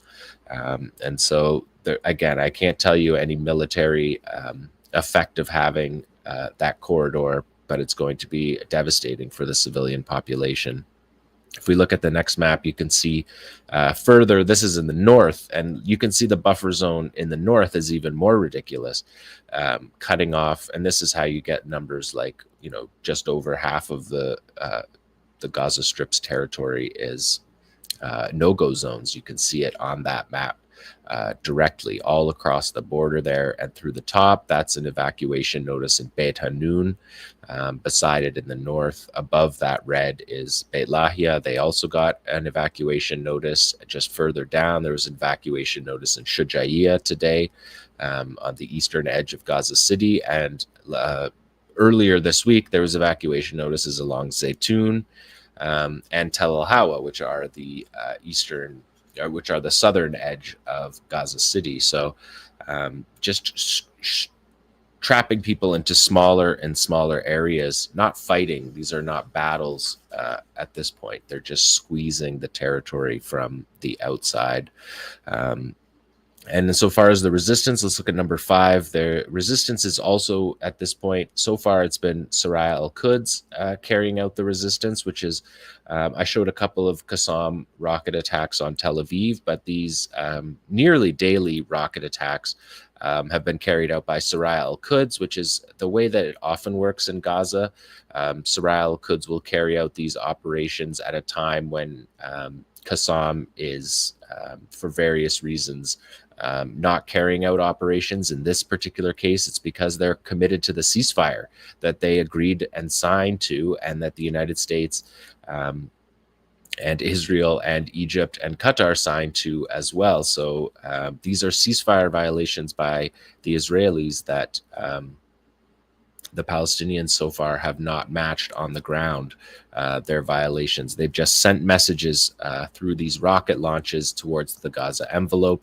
And I'll show you another one in a minute here towards an IDF airbase that's carrying out the massacres in Gaza. So we've seen a number of these rocket attacks, standoff fire, which is what the Israelis are doing as well. The Israelis are not fighting with their tanks on the ground. They're firing from the buffer zone into population centers. They're using their planes. And so this is just the Palestinian version of that. This is standoff fire, essentially message sending, both that they're still here, but that they are able to fire rockets, homemade rockets. You're looking at Gaza-made rockets fired from buried rocket launchers that are very difficult for the Israelis to defeat, and the Palestinians have this rocket capacity. I've said it a number of times that it's not a good way to judge whether the resistance is still strong, because they're probably holding back their rockets at this point, because this is a war of attrition, and I don't think anyone can trust this ceasefire that's going on at this point right now. If we look at the next slide, Tamara, you can see one of these launchers that was found. This is an Israeli Defense Forces release. This is the kind of stuff where they're massacring children by the hundreds. Their military is releasing these field reports showing their military accomplishments. If you look at the left there, you can see that's the type of rocket launcher that we just saw in that 𝐓𝐴 𝐤𝐿 video, buried in sand, makeshift launchers. And this is the military accomplishments that Israel is taking credit for to their people while they're killing more than 1,000 people, as Nora reported. A significant number, more than a third of them, are children. If we look at the next one, this is 𝐓𝐴 𝐤𝐿 launching against Hatzarim Air Base. This is the air base in southern Israel that fighter jets attack in Gaza leave from. You can see again makeshift launchers. There's no way to stop the Palestinians from creating this, even in the devastation that Israel has wrought on the Gaza Strip. So these are signs that the resistance are still here, but by and large, so far they're adhering to the ceasefire, and I think that there's a lot of statements from Hamas that show that they are committed to that ceasefire. And I think we're going to talk about that more in the discussion later on in the show, because there's been a number of developments on the ceasefire front. But we haven't returned to open war. What we've returned to is much like the October 2023 period, where you have rocket fire out of Gaza and civilian massacres by the Israelis. And so far, that's what we're seeing. There was a couple of operations, possibly just one operation that was claimed. The Israelis said that one of their armored vehicles drove over an IED, and 𝐓𝐴 𝐤𝐿 said earlier this week that they had pre-planted that IED, and it was likely triggered by a pressure plate. So that's the only example that we've seen. And we know through the buffer zones throughout the war that the resistance has the ability to attack the buffer zones.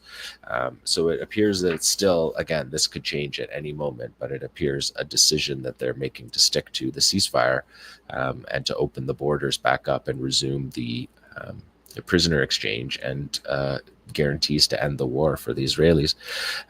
Also this week, there was a conference. I'm going to talk about Yemen next, but I just want to bridge that with there was a conference in Yemen this week, Palestine conference, and on Quds Day, which was earlier this week, Abu Hamza, who was assassinated in the March 18th, the restart of the war in full on by the Israelis, 80 airstrikes in 10 minutes. He was assassinated, and he recorded the speech before he was assassinated. So they released this speech to the Yemeni population, which was quite an intense moment. And the speech was really interesting. The whole speech is great. We don't have time to play the whole thing, but he talked about a number of things about Yemen that were really interesting that I'm going to read from that speech here. He said, the Yemeni presence on the battlefield has been a critical benchmark position, imposing a naval blockade in the Red Sea in addition to qualitative military operations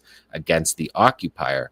We draw the world's attention to the remarkable popular demonstrations in Yemen's public squares, where the free peoples of Yemen's voices rang out and served as strong motivation for the Yemeni armed forces who persevere with unwavering resolve. So linking the demonstrations on the street in Yemen to the Yemeni support for the Palestinians. And he also said this, he said, we pay great tribute to Abdelmalek Badreddin al-Houthi, who stood with us in the Palestinian resistance. We listened attentively to his detailed speeches regarding the battle, its trajectory, and its ramifications, as if he were present with us on the front lines of the war in the heart of Gaza. So an interesting note that al-Houthi speeches, weekly speeches, he would give the speech on Thursdays, and then the massive demonstrations in Yemen were on Fridays. Abu Hamza wanted everyone in Yemen to know that they, in the resistance, while they were in their battle positions, were listening to those speeches. I thought that was an interesting note and an interesting bridge to the second part of this discussion, which we're going to bring in Yemen here. If we could look at number 10, take a look at the map and get ourselves situated in the Yemeni front. You can see here, it's the battle in the Red Sea taking place. This is now, it's been going on since openly since March 15th, when the United States attacked Yemen, and the blockade of the Red Sea was stopped by the Ansar Allah and Yemeni armed forces when the ceasefire in Gaza was into effect.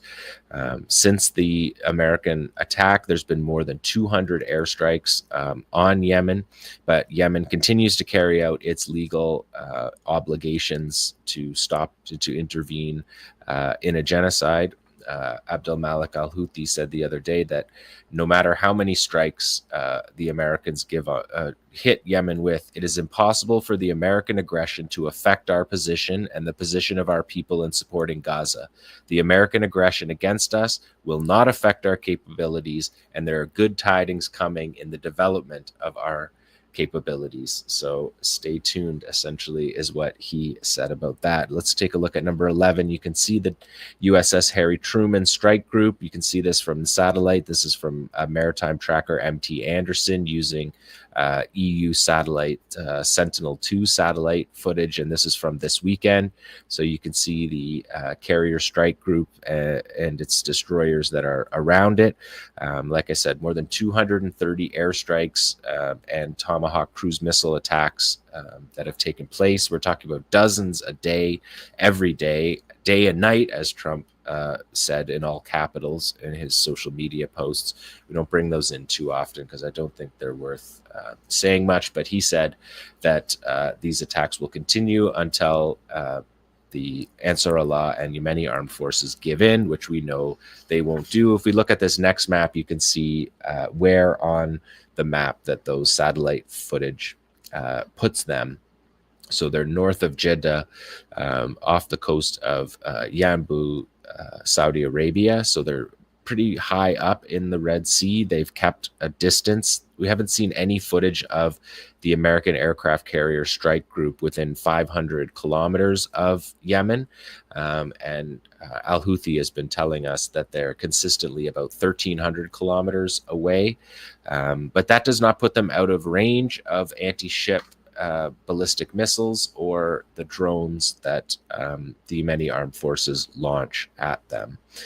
So if we look at the next one, you can see the carrier strike group's position, and you can see a number of his U.S. forces in the region, and the buildup is happening and it's intensifying.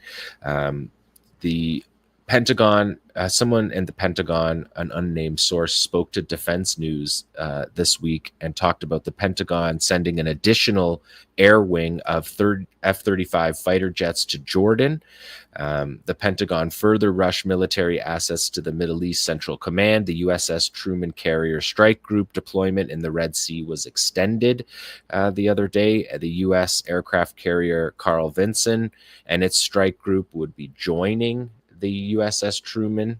That is steaming on its way. The second aircraft carrier strike group should arrive in the next 10 days in theater. So there'll be 2 aircraft carrier strike groups for the Yemeni armed forces to target. And of course, it looks like this buildup is a buildup for, there's a lot of talk that it's a buildup for Iran, but this looks to me like a buildup for Yemen. The Pentagon also sent multiple A-10 Warthogs, which are close air support for ground troops to the region, and 6 B-2 stealth bombers are being sent, are in the Navy support the Navy base at Diego Garcia in the Indian Ocean, which is just south of where that map shows us right there.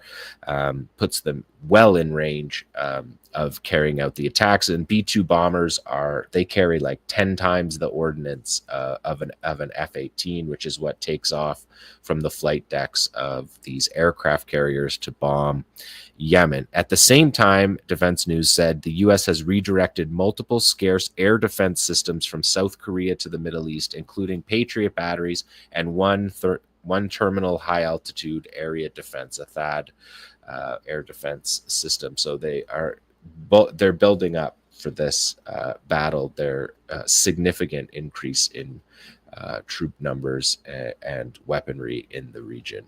This is now a tens of billions of dollar enterprise. If we look at the next one, you could just see the different ships. These are the ships that are in that strike group that you saw in the satellite footage. So the F-18 Super Hornets take off from the USS Harry Truman, and then those cruisers and guided missile destroyers are what send the Tomahawk cruise missiles and the Standard missiles that are shooting down the drones and anti-ship ballistic missiles that are sent by the Yemenis essentially every day. If we look at the next slide, you can see Yahya Sari, the spokesperson for the Yemeni Armed Forces, said that they had targeted in the past, this was the third engagement in the past 24 hours. So they're having multiple engagements a day. The engagements can last several hours.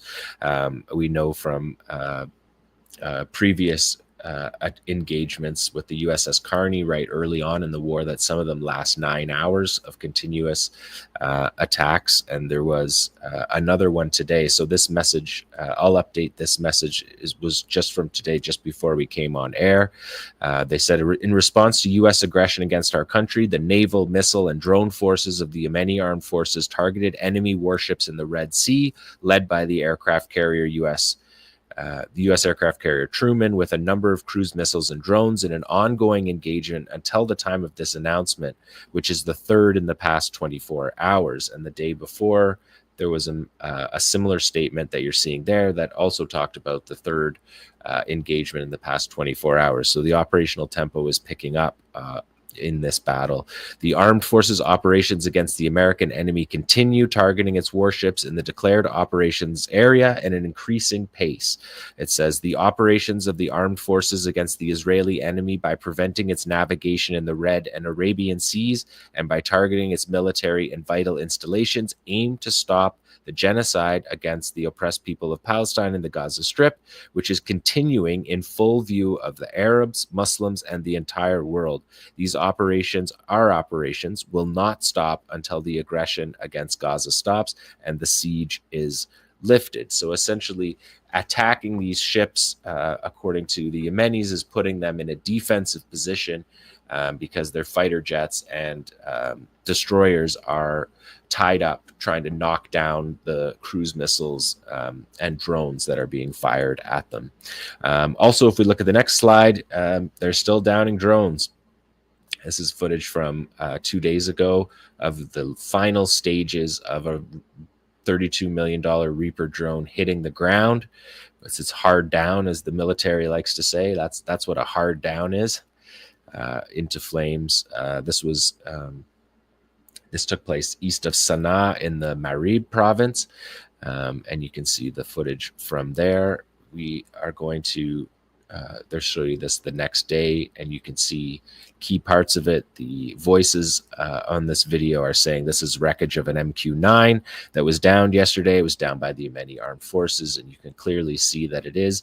At the end of this video, you're going to really see that it is, where you see the American military roundel, the logo of the American Air Force's planes. You don't need Pentagon confirmation. You see it there, and you'll get a better shot of it towards the end of this video. You don't need Pentagon. See, he's holding it there. It's a pretty good clue that's the real thing right there. That's the rondel for any American military aircraft. The Americans they mostly admit to these. They do it off the record, or they do it anonymously to the military press. And Stars and Stripes, when they downed the last one, they had admitted to 13 of them downed, and this is the 16th downed in the Battle of the Red Sea and 20th overall. If we look at the next map, you can see they released for us a map of where they all are. This is since 2017 when they got the first one. The Americans confirmed the first 4 between 2017 and 2021 during the US-Saudi war against Yemen, and then the 16 more in this battle. And then today, just before going on air, they announced another one shot down. So 2 in the last 72 hours have been shot down. Also, ballistic missiles fired at Israel let's show the next slide. This is the 8th attack since the war resumed, ballistic missile attack against Israel. And we can see the statement that attached to this one. We can show the next slide. The next slide is a video of the missile that's used, the Palestine 2. I broke this down on an earlier show, but this is old footage to show you the weapon that's being launched. It's got the 𝐓𝐿 nose cone. And the Yemeni armed forces said on Saturday that in support of the oppressed people of Palestine and the backing of their noble and valiant resistance, the missile forces carried out a military operation targeting Ben Gurion Airport. Through this operation, the Yemeni armed forces affirmed the failure of the American aggression in preventing Yemen from continuing its support operations for the oppressed people of Palestine. The dozens of daily airstrikes will not deter the armed forces from fulfilling our religious, moral, and humanitarian duties. And as Craig McIver pointed out on our show last week or the week before, it's also a legal obligation to intervene in a genocide. So you can see the launch of these missiles. These have a range of 2,150 kilometers. They travel at Mach 8, which is technically hypersonic, although hypersonic in missiles relates to the ability to maneuver at that speed, which we have so far not gotten confirmation of that. Although we have seen these missiles land. I've shown you on this program a number of times these missiles landing in Israel, particularly in southern Israel. But we also see them partially intercepted, and the Israelis are firing multiple arrow systems, missile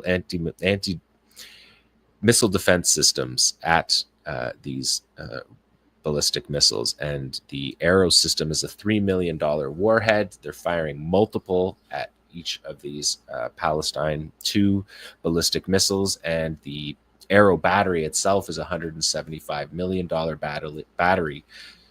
So again, we're just talking about extreme amounts of money that the Americans are investing into allowing Israel to continue this genocide. This is all for the Americans to allow Israel to continue the genocide, because Ansar Allah, the Yemeni armed forces, have made it very clear: if the blockade on Gaza ends, if the war on Gaza ends, if the ceasefire is on, all of these attacks will stop. And for the Americans, they don't care. They want to support Israel in this brutal conflict in any way that they can, and every way that they can at this point. The military buildup that I just described earlier is tens of billions of dollars. Those bombers themselves, the B-2 bombers, are multi-billion-dollar bombers, and that's a shot of the 𝐓𝐿 nose cone for that. So again, the Yemeni armed forces, these operations against the Israeli enemy will continue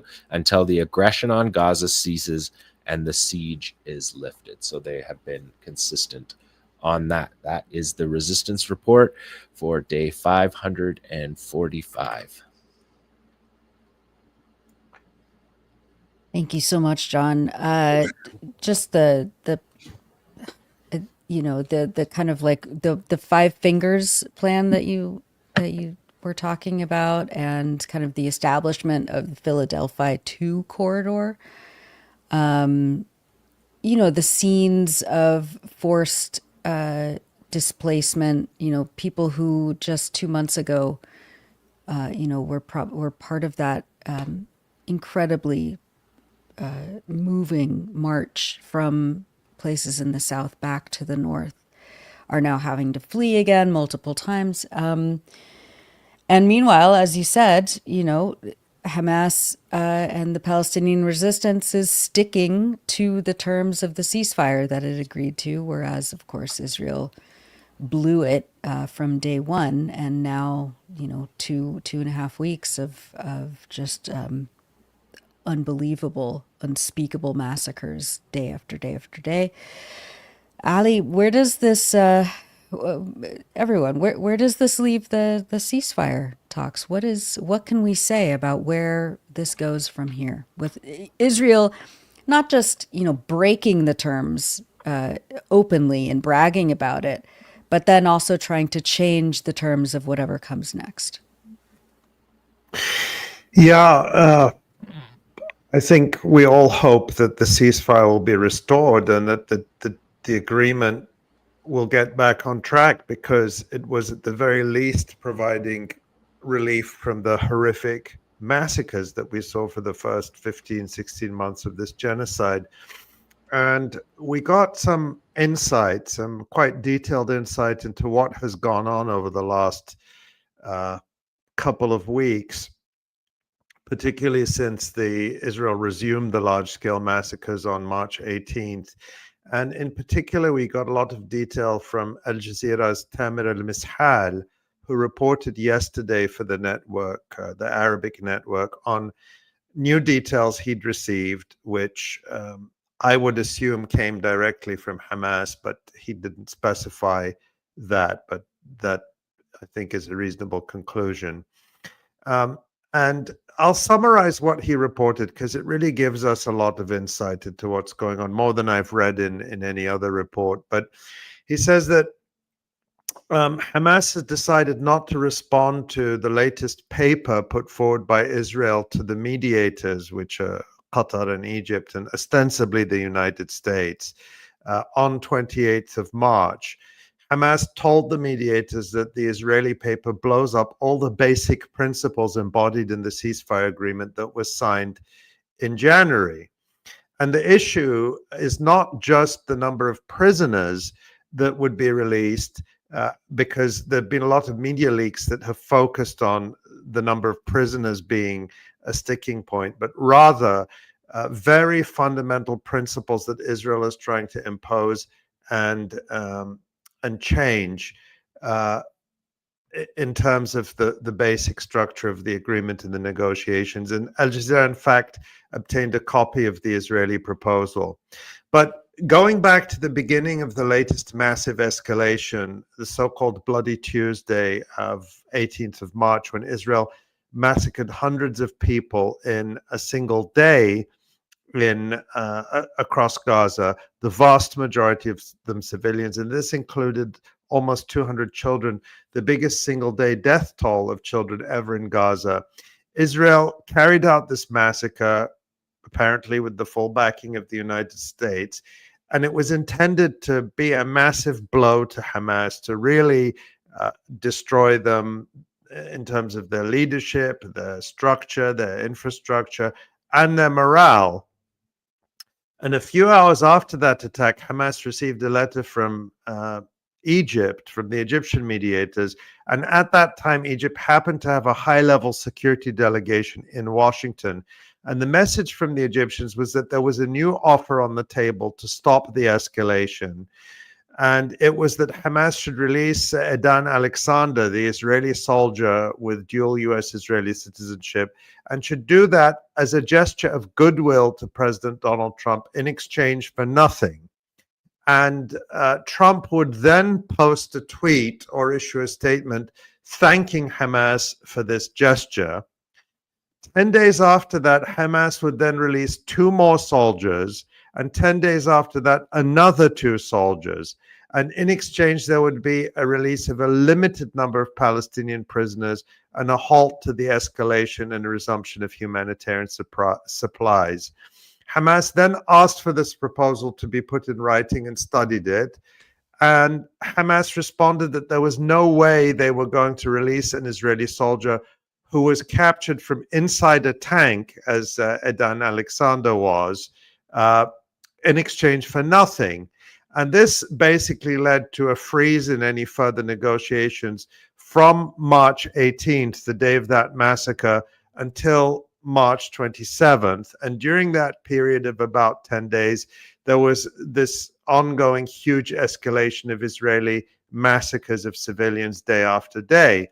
At the same time, there was a wave of media leaks and propaganda aiming to put pressure on the Palestinian public and to create inter-Palestinian strife. And although Tamer al-Mishal does not say this explicitly, he appears to be referring to the astroturfed so-called anti-Hamas protests that we discussed last week, which had no substance to them. But you'll all remember that there was this media effort to create the impression that the people in Gaza were rising up against Hamas and blaming them for refusing to end the war and the ceasefire. Then on March 27th, the mediators handed over a new paper to Hamas, and Al Jazeera obtained a copy of it. And the aim was to reach agreement before Eid al-Fitr, which of course marks the end of Ramadan and which was observed earlier this week. And it had 9 key points, and Hamas agreed to them. They agreed to what was in this paper handed over by the mediators. And the key points were that Hamas would release 5 Israeli soldiers, 1 every 10 days, starting with Idan Alexander. So this would unfold over 50 days. In exchange, Israel would release 150 Palestinian prisoners with life sentences and another 100 with long sentences. Hamas would be able to name half of those who would be released. In addition, Israel would release 2,000 Palestinians abducted by the Israelis from Gaza since the 7th of October. Then the situation would be returned to how it was before March 2nd. And of course, people will remember that's the day Israel cut off all humanitarian, medical, and fuel supplies to Gaza and fully reimposed the ongoing starvation siege. Israel would withdraw from the areas it reoccupied, including parts of the Netzarim corridor. And then on the 10th day of this process, Hamas and Israel would each provide information on the condition of the detainees they hold, who is dead and who's alive. And indirect talks would begin on the second phase of the original ceasefire deal. Now, as mentioned, Hamas received this proposal on March 27th and immediately agreed to it, according to Tamir al-Mishal. And then all parties were waiting for Israel to confirm its agreement. And there were expectations, there was some hope that a truce would be achieved before the Eid. On 28 March, however, the Israeli response came, and Israel introduced changes to every one of the 9 provisions, which blew up the whole thing. Some of the key points was that on the first provision, Israel insisted that Hamas must release Idan Alexander in exchange for nothing before any talks or anything else could go ahead. Then, on the first day of the implementation of the agreement, Hamas would have to release 10 Israeli soldiers in a single batch. In exchange, at that point, Israel would release just 120 Palestinians with life sentences and 1,111 of the Gaza detainees who were abducted by the Israelis since October 7th. So this flies in the face of all the previously established formulas and ratios for prisoner exchanges.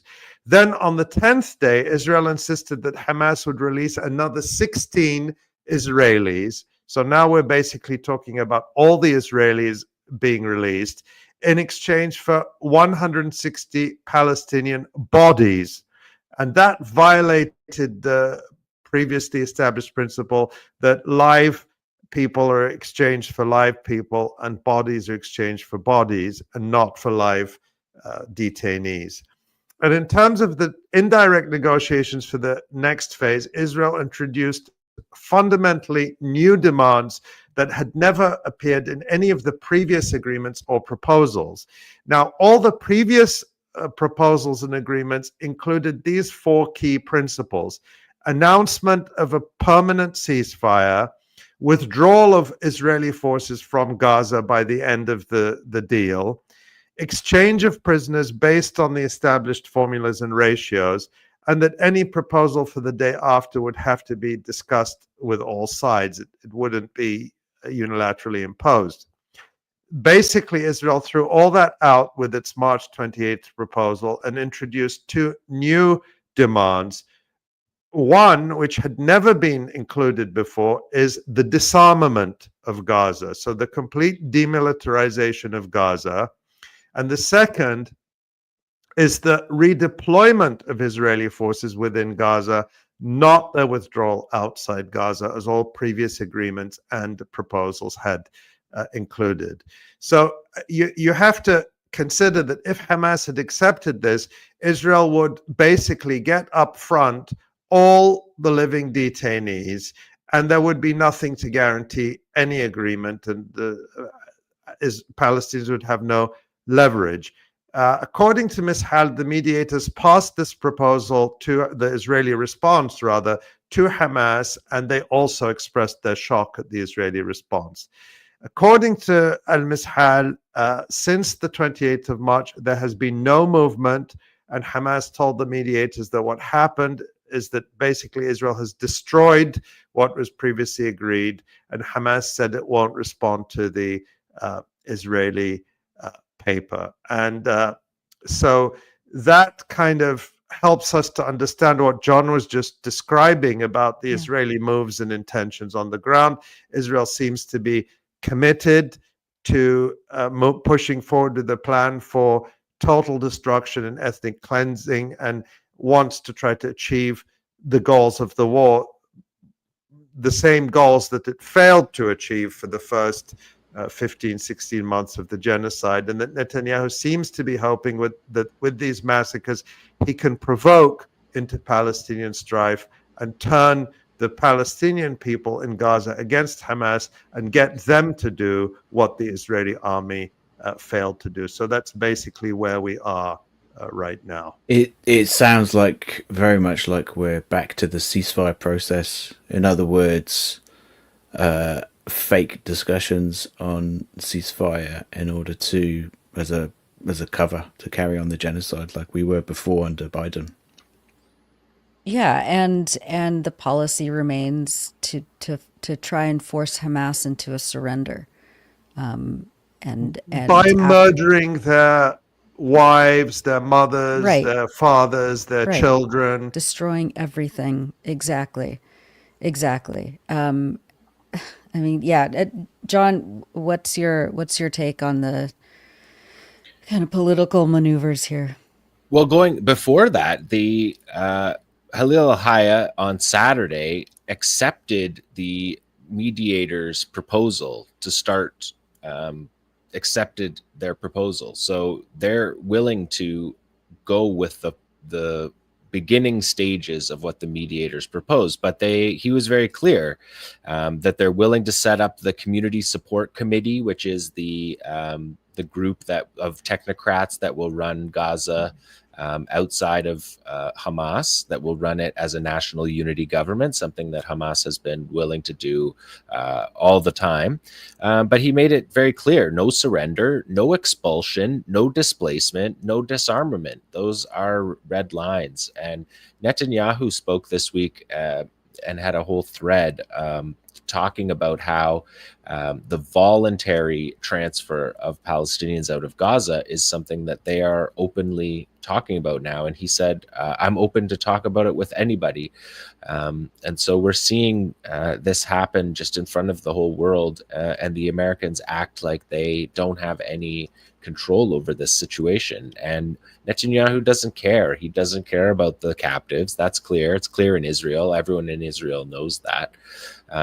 To go, if there's an agreement for their captives, Netanyahu loses the war because he hasn't achieved his goals, and he goes to prison for probably a decade because of his corruption charges. So he's trying to extend the war as long as he can, and unfortunately that can happen for a long time before there's another, particularly after passing the budget that passed. There's now a bit of a runway for Netanyahu before elections could even attempt to change the government. And it's not even clear that elections would do that in Israel. They've had those elections over and over and over again. I think it took 5 elections to get this government in place. So they need to be told by the person who funds them and gives them all of this weaponry that they have to go to a ceasefire agreement. And there's no signs of that from Trump. It seems like it's the opposite.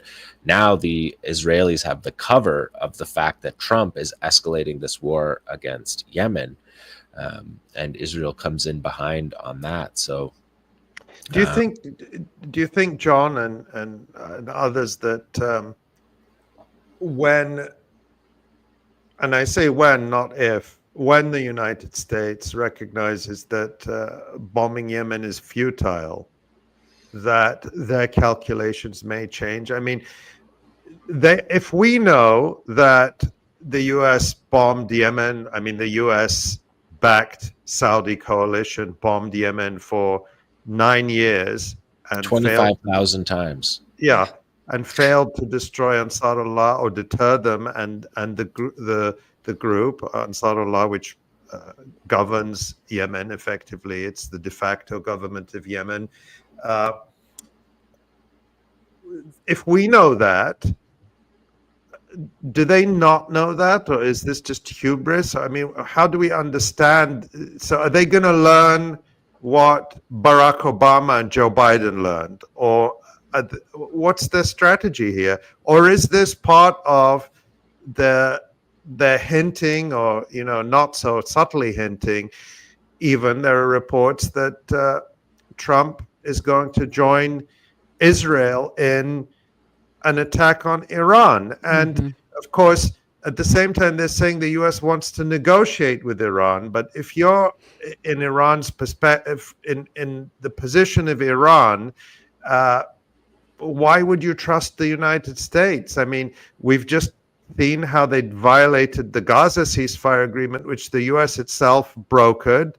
And then Iran knows from its own experience how Donald Trump in his first term tore up the Iran nuclear deal, the so-called JCPOA.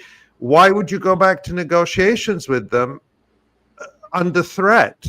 So one other thing I'll say on this, a few weeks ago, we talked about Trump tweeting that video of Columbia professor Jeffrey Sachs criticizing Netanyahu and saying Netanyahu keeps dragging the U.S. into wars, and he wants to drag us into a war with Iran. And now it looks like Trump is planning to do exactly what Netanyahu wants. I mean, in other words, how much are they bombing Yemen because they believe, however wrongly, that this will somehow suppress Yemen's actions in defense of Gaza? Or how much is it about a bigger plan to go after Iran and perhaps even to launch a war against Iran? I mean, I realize we're speculating, but they must have people who know that the Houthis are not going to be deterred.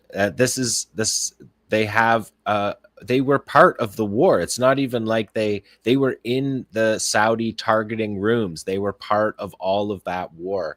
25,000 airstrikes on Yemen. It didn't do anything.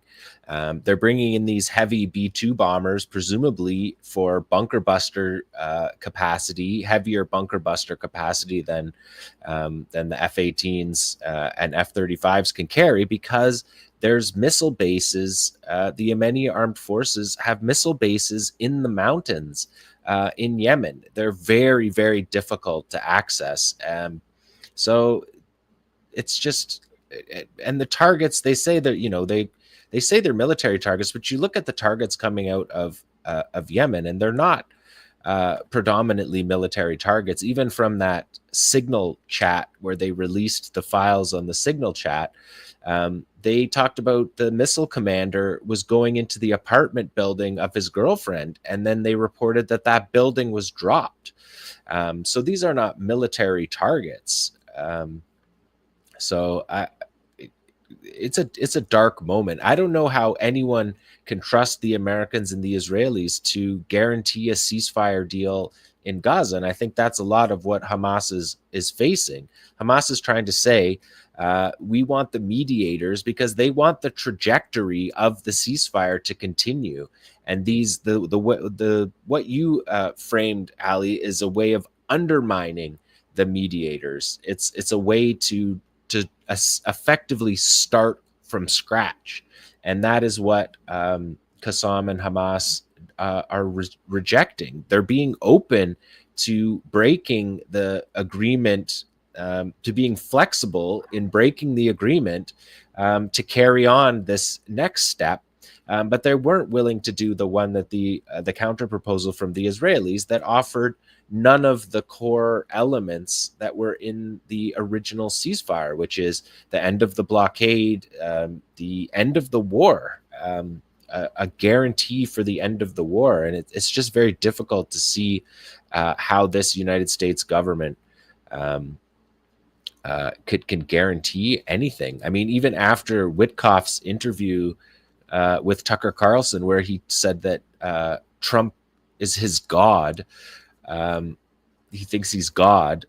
I mean, it didn't really come across as like a diplomatic relationship. It was so I don't know what 𝐓𝐡𝐞 has in his quiver anymore after that. I mean, that was all over the Arab and Iranian news, that interview. So it's a dark moment. It's a difficult moment to see the way out right now. Indeed. Yeah, I guess all we can do is just keep watching, and it's so bleak. It's very grim. But here we are. All right. Well, meanwhile, the US is disappearing more students off of campuses and out of their homes for participating in protests that are calling for an end to a genocide, or by merely co-authoring an op-ed in a student newspaper. Ali, what can we say about any updates to the situation with Mahmoud Khalil, who was disappeared a month ago and sent to an ICE detention center in Louisiana? What do you know about his case? What's significant about what happened this week? Yeah, well, he is still in an ICE detention center in Louisiana, and with his wife Noor, very close to giving birth to their first child. So it's a horrific situation for the family personally. We know that Secretary of State Rubio, Marco Rubio, has said that the United States has so far revoked the visas of 300 students. The implication, although they haven't given exact details of each case, the implication is that this is for speech or activities in support of Palestine. We know from Rumeysa Ozturk, who we talked about last week, that just writing an op-ed, a very mild op-ed in her case, is enough to get you abducted by masked government agents in civilian clothes and hauled off to a detention center. Terrifying, scary reality. But there was a significant ruling in Mahmoud Khalil's case on April 1st, and it was a blow to the government. So that's a good thing. The Center for Constitutional Rights, right there, whose lawyers are part of the team that is defending Mahmoud Khalil, they gave that update that the U.S. District Court for the District of New Jersey ruled that the challenge to ICE's unlawful detention of Mahmoud Khalil should continue in New Jersey. And let me break this down a little bit. What happened when Mahmoud Khalil was abducted at the beginning of March was that the agents who took him told his wife that they were taking him to a detention center in Manhattan, a federal detention center in Manhattan. So within hours, his lawyers filed what's called a habeas corpus petition. This is a fundamental type of legal action that goes back to the Magna Carta and exists in most countries now, where a person who is detained or someone on their behalf has the right to challenge that detention and to challenge the legality of that detention. And the court demands of the detaining authority to to come to court and show the legal basis for that detention. So that's the petition that they're talking about here, that Mahmoud Khalil's lawyers filed within hours of his detention. But what they didn't know and could not have known was that the government moved Mahmoud Khalil first to New Jersey, to a detention facility in New Jersey, where he remained for, I think, about 8 hours. And then they moved him to Louisiana, about 1,000 miles away, where he is now, 1,000 miles from his family, 1,000 miles from his lawyer. And from the government's perspective, what's important to them is that Louisiana is a very conservative state, and that's reflected in the judges. So from the government's perspective, they want to move the game to a playing field where they feel they have an advantage, which is the courts in Louisiana. Now, I don't want to get into too much of the technical detail. This was a 67-page decision, which I read from beginning to end. But basically, the court in Manhattan, the federal court in Manhattan that initially received the petition, it ordered the government not to deport Mahmoud Khalil. So that order is still in effect. But then it said that actually this court is not the right court, because you have to file a habeas corpus petition in the district where the person is detained. And so the legal dispute was whether the case should be moved to the federal court in New Jersey or the federal court in Louisiana. The government, for obvious reasons, wanted it in Louisiana. Mahmoud Khalil's lawyers wanted it to remain in New Jersey, and they won that. The judge accepted almost all of their arguments and rejected the government's arguments. And there's a lot of legal technicality, but a key point that he said, which was very crucial, is he said that if he had accepted the government's arguments, it would mean there is a period of time in the United States where the government can disappear someone and nobody can file a habeas corpus petition. And he said that cannot be tolerated. Therefore, it has to be the case, for the reasons he explains, that the court in New Jersey has jurisdiction, and that the case will remain there. I thought there were a couple of interesting things about this. This judge, Michael Fabiaz, is not, as he might be caricatured, some sort of bleeding heart liberal, which is probably what Trump supporters or Trump himself might say. I'm not aware that Trump has commented on this, but typically now they attack the judges. He was a government prosecutor for many, many years, prosecuting many cases in the context of the so-called war on terror following 9/11 and the US aggression against Iraq. So not someone who is in any way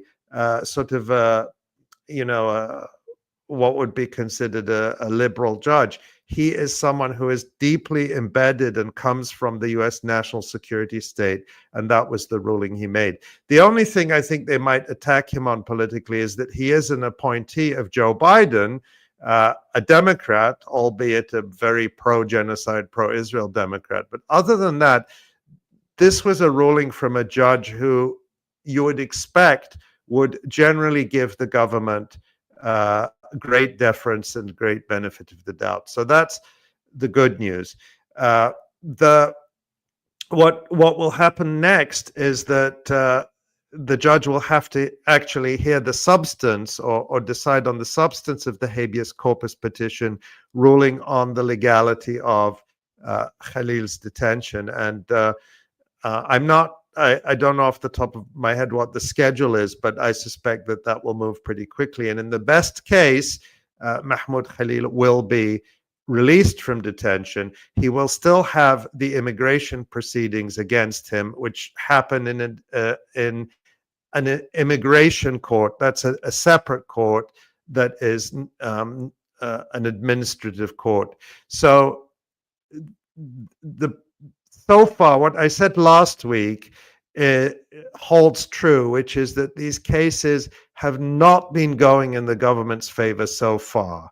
And that's a good sign. And these are really important precedents that we have to keep our eye on, because they're going to affect the rights of hundreds, thousands, potentially millions of non-citizens in the United States who are very vulnerable or rightly worried about this kind of draconian abuse of power and violation of fundamental legal rights and constitutional rights. Yeah. And at the same time, universities are continuing to collude with the government to throw their students under the bus. It's interesting here. There have been a number of developments on that front too, Nora, which is that Columbia University continues to be just absolutely despicable in terms of its collusion with the government. But we've seen some universities now slightly breaking ranks and perhaps standing up. For example, Tufts University actually submitted a friend of the court brief on behalf of 𝐓𝐡𝐞 𝐄𝐥𝐞𝐜, the Turkish graduate student who was arrested. We all saw that horrific video last week of her being pulled off the street. And according to the reporting I've seen, that's the first time a university has taken a public stance and intervened in a case on behalf of one of its students who's been targeted by the government. That's extraordinary. It should be the norm that the universities stand up to this, but it's actually the exception. So let's hope that's the first of many. And the other thing is that the government has announced reviews of funding of billions of dollars of grants to Harvard University, supposedly over so-called anti-Semitism. So another outright attempt at extortion and blackmail of Harvard University to get it to buckle to Trump administration demands, just as Columbia has. And we'll see what Which it's already doing. Which it was already doing before. And you know, exactly. But Harvard has... Go ahead.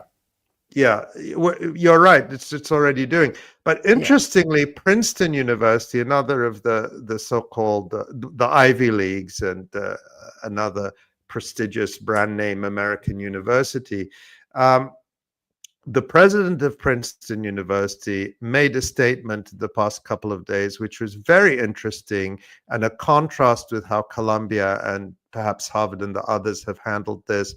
President Eisgruber of Princeton University said, I think he actually announced that some federal grants to Princeton had been suspended, but he said that we're not going to back down on our academic freedom and our rights. And if that means losing funding and reallocating resources out of our endowment to make up for that, that's what Princeton will do. So Princeton sending a public signal that it's not going to buckle to Trump administration demands. And that's the way every university should be acting. Right. I mean, I guess we'll see. Princeton will be put to the test, but that statement is encouraging, and every university should be standing up that way. And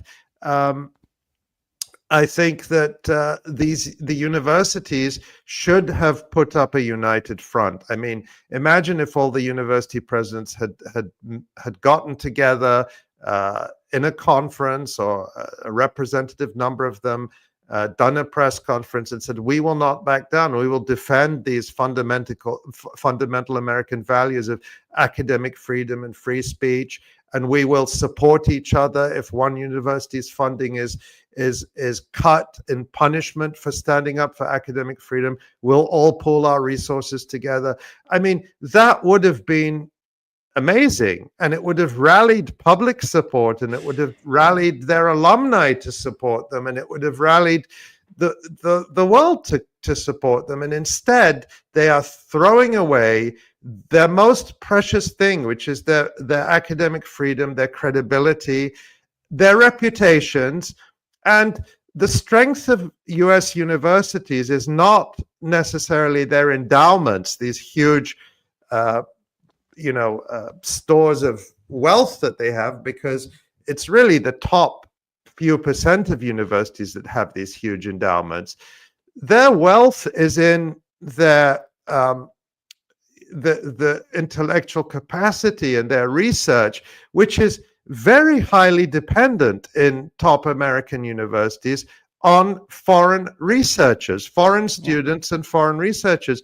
And this is particularly true in the sciences and in medicine, where many, if not most, of the specialist doctors, the fellows, are coming from other countries. And so if they're not defending their foreign students and standing up for them, they are assuring themselves a future of irrelevance and mediocrity, and destroying one of the bases of the wealth of the United States, which has been innovation and technology and these great universities. And all this is being done, all this destruction of American universities, destruction of higher education, destruction of free speech and the Constitution, is being done so that Israel, this tiny little settler colonial outpost of the West, can murder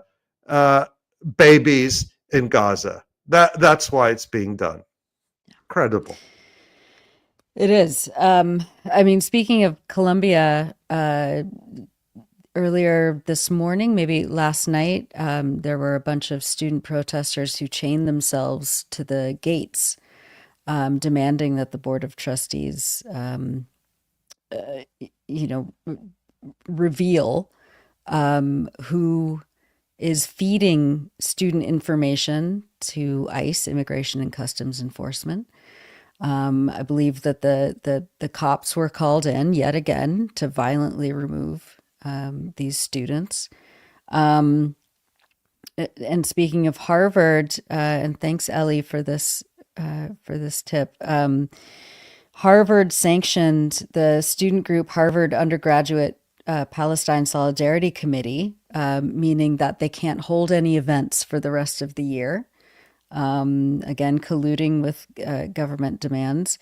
And the Divinity School, Harvard Divinity School, which is, world renowned for its, studies on religion and spirituality. The Divinity School suspended the Religion, Conflict, and Peace Initiative because it's ostensibly too pro-Palestinian rights, too anti-genocide. It's just, I mean, it just reveals, the absolute farce that many of these elite institutions have peddled about themselves, calling themselves bastions of free thought and academic inquiry and, open debate. And, if a Divinity Institute of Peace and, conflict studies is shutting down because, scholars of religion and spirituality think that slaughtering children is wrong, I mean, it's like the mask is off. The face of all of this is just visible and honest now. And it's a systematic assault. And, from I'm reading from an article in Inside Higher Ed from April 2nd. Yeah. And it says that the Trump administration froze half of this year's federal grants to Princeton. This comes after it cutting $400 million in federal funding from Columbia University. And on Monday, they announced a review of $9 billion in federal grants to Harvard University, and they froze 175 million in funding to the University of Pennsylvania, and another 100 million is about to be suspended to the University of Maine. And this is all in the framework of the so-called fight on anti-Semitism. So this is really about curbing any solidarity with Palestine. And another piece of news that broke this week, this is from Eli Clifton, who we had on a couple of weeks ago to talk about the role of Miriam Adelson, the pro-Israel billionaire. And just see if I can find this item from Eli Clifton. I'm going to drop this in the chat here, where actually it turns out that one of there's this Zionist organization. People remember with Eli Clifton, we talked about the influence of Zionist groups, and we talked also about Betar, this extreme Zionist group that's putting together dossiers on students like Mahmoud Khalil and passing them on to the Trump administration to target them for deportation. And Eli Clifton has published a new investigative piece about how Canary Mission, another one of these Zionist groups that intimidates and blacklists students, and in a way is the pioneer of this kind of attack, that documents he's uncovered reveal that this group is funded by the family of a University of Pennsylvania trustee. So imagine a trustee of Pennsylvania University funding a secretive Zionist group whose sole purpose is to attack, smear, and intimidate and silence the university's own students. So that just shows the type of complicity in these institutions. Yeah, and in that article by Eli Clifton, he said that the university nor the board of trustees had responded to his queries yet. So I hope that there's going to be an update to that. And that we should just show the article so people can find it. It's in the Intercept, published yesterday, and the headline is "Pro-Israel Group That Attacked UPenn Was Funded by Family of UPenn Trustee." And again, that's from Eli Clifton. And those who missed our interview with him on Miriam Adelson, they'll find it on our YouTube channel. It was a really informative interview as well. Yeah, that was great. Well, there's always so much to discuss, but it's been a heavy episode, and just one more thing, Nora, which is just because we spoke with Josh Rushing when we watched the Al Jazeera piece about the lack of accountability, and sadly we're seeing another egregious example of that today, which is the visit of Benjamin Netanyahu to Hungary. This is his first visit to an EU country. I think he's been to the United States, but I don't think he's been to too many other countries since the International Criminal Court issued the arrest warrants for him. When was that? Almost a year ago. Well, I think they announced them, and then they were delayed for months, and they didn't actually come out till later last year. And so here is Benjamin Netanyahu receiving literally a red carpet welcome from Viktor Orban, the Prime Minister of Hungary. And Hungary also announced today, marking this great occasion, that it is withdrawing from the International Criminal Court. Which is not an immediate process, as Diaba Boujaja, the director of the Hind Rajab Foundation, said earlier today. You can't just declare that you're leaving the ICC and it's done. It takes a long time. There's a lot of bureaucracy, and so Hungary is still obligated Right. They're by certainly the still terms. Yeah. obligated, yes, to arrest. They're legally obligated to Yes. arrest Netanyahu. Instead, they're giving him a red carpet welcome. And we had a statement from 𝐓𝐡𝐞, the Palestinian human rights organization that has played an important role in the various efforts to bring accountability through International Court of Justice, International Criminal Court, and national courts under universal jurisdiction. And 𝐓𝐡𝐞 said today that it condemns the egregious conduct of Hungary in welcoming the wanted war criminal Israeli Prime Minister Benjamin Netanyahu to Hungary in defiance of its clear legal obligation to detain and transfer him into custody to await trial at The Hague. They also call on Interpol to intervene to ensure the necessary steps are taken by Hungarian authorities to arrest Netanyahu, and for the Hungarian Bar Association and lawyers to take legal action. None of which, sadly, I think, is likely to result. They may take action, but it's unlikely that Netanyahu is going to be put in handcuffs during this visit to Hungary. But what I found disturbing, not surprising, is that if Vladimir Putin had visited Hungary, all of the EU leaders would have been screaming from the rooftops about how Hungary is obligated to arrest him.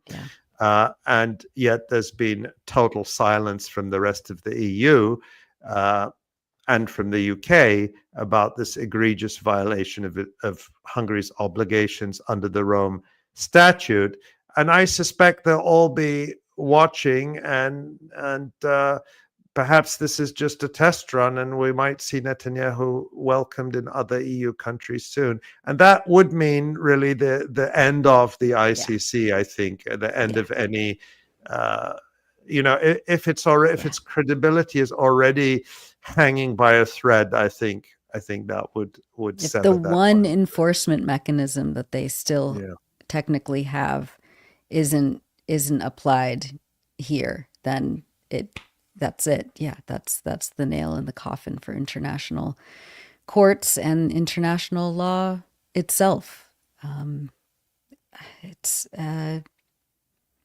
Guess we'll see. What happens.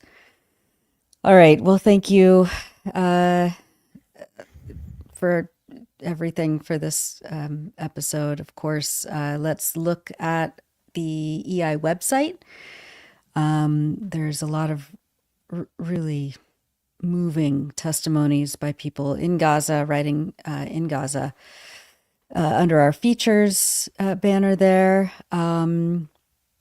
Our colleague Dave Cronin has a most recent blog post there, a news report on Germany.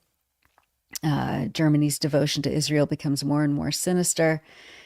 Give that a read. It's remarkable. I mean, Dave is just doggedly pursuing these accessories to war crimes all over the EU. Once again, really remarkable reports and features by our writers in Gaza. Sign up for our email list at the top if you can. Donate so that we can keep this platform running and pay And our thank you writers. to everyone. Thank you to everyone who does. We can't do this work without you. Yep. It's because of the support of our viewers and readers that we're independent, that we're not afraid to tell you the truth, that we will not be intimidated, that we will talk about the things that we have to talk about. And we're grateful to everyone who supports us. We're particularly grateful to those who have signed up to give a monthly donation of any amount. Even a few dollars or a few euros a month makes an enormous difference, because it sustains us over the long term, and we're committed to be here over the long term, for as long as it takes, to continue reporting, to continue supporting our colleagues in Gaza, supporting their journalism, allowing them to support their families, to bring you all the incredible work that you see here, and we can only do that with you. And so it's just to say thank you again. If you want to sign up and give a monthly gift of any amount, or just a one-time gift, you can do that by going to the website and clicking on donate now. I think we also have those links, if you're watching on YouTube, they're in the description to the YouTube video. And again, as I always say, if you've got extra money, we're happy to put it to use doing the work we do. And that way you are supporting, you're allowing this work to be shared and seen by people all over the world, because we will never charge for our reporting. We will never put up a paywall or ask people to pay for a compulsory subscription. So you make this available to everyone else. And if you can't afford to support us, we don't want you to give us money. We want you to just keep sharing the work. We want you to spread the word, share the features written by our incredible colleagues in Gaza, and help get the word out. Of course, all the things Nora said of liking and subscribing to the YouTube channel, our Instagram account, Twitter, all those social media accounts, help us share this information as far and wide as you can. That's what we would like you to do. Thanks, Ali. And thanks to Tamara Nassar, of course, for directing and producing this live stream and all the podcasts that we do as well. Ellie Gerzon for social media, and Michael F. Brown for fact-checking, all the meticulous editing he does, and Maureen Claire Murphy, our senior editor, everyone at the Electronic Intifada, working behind the scenes and in front of the cameras. On behalf of all of us, thank you. Ali, John, Asa, Tamara, and myself, we thank you, and we'll see you next week.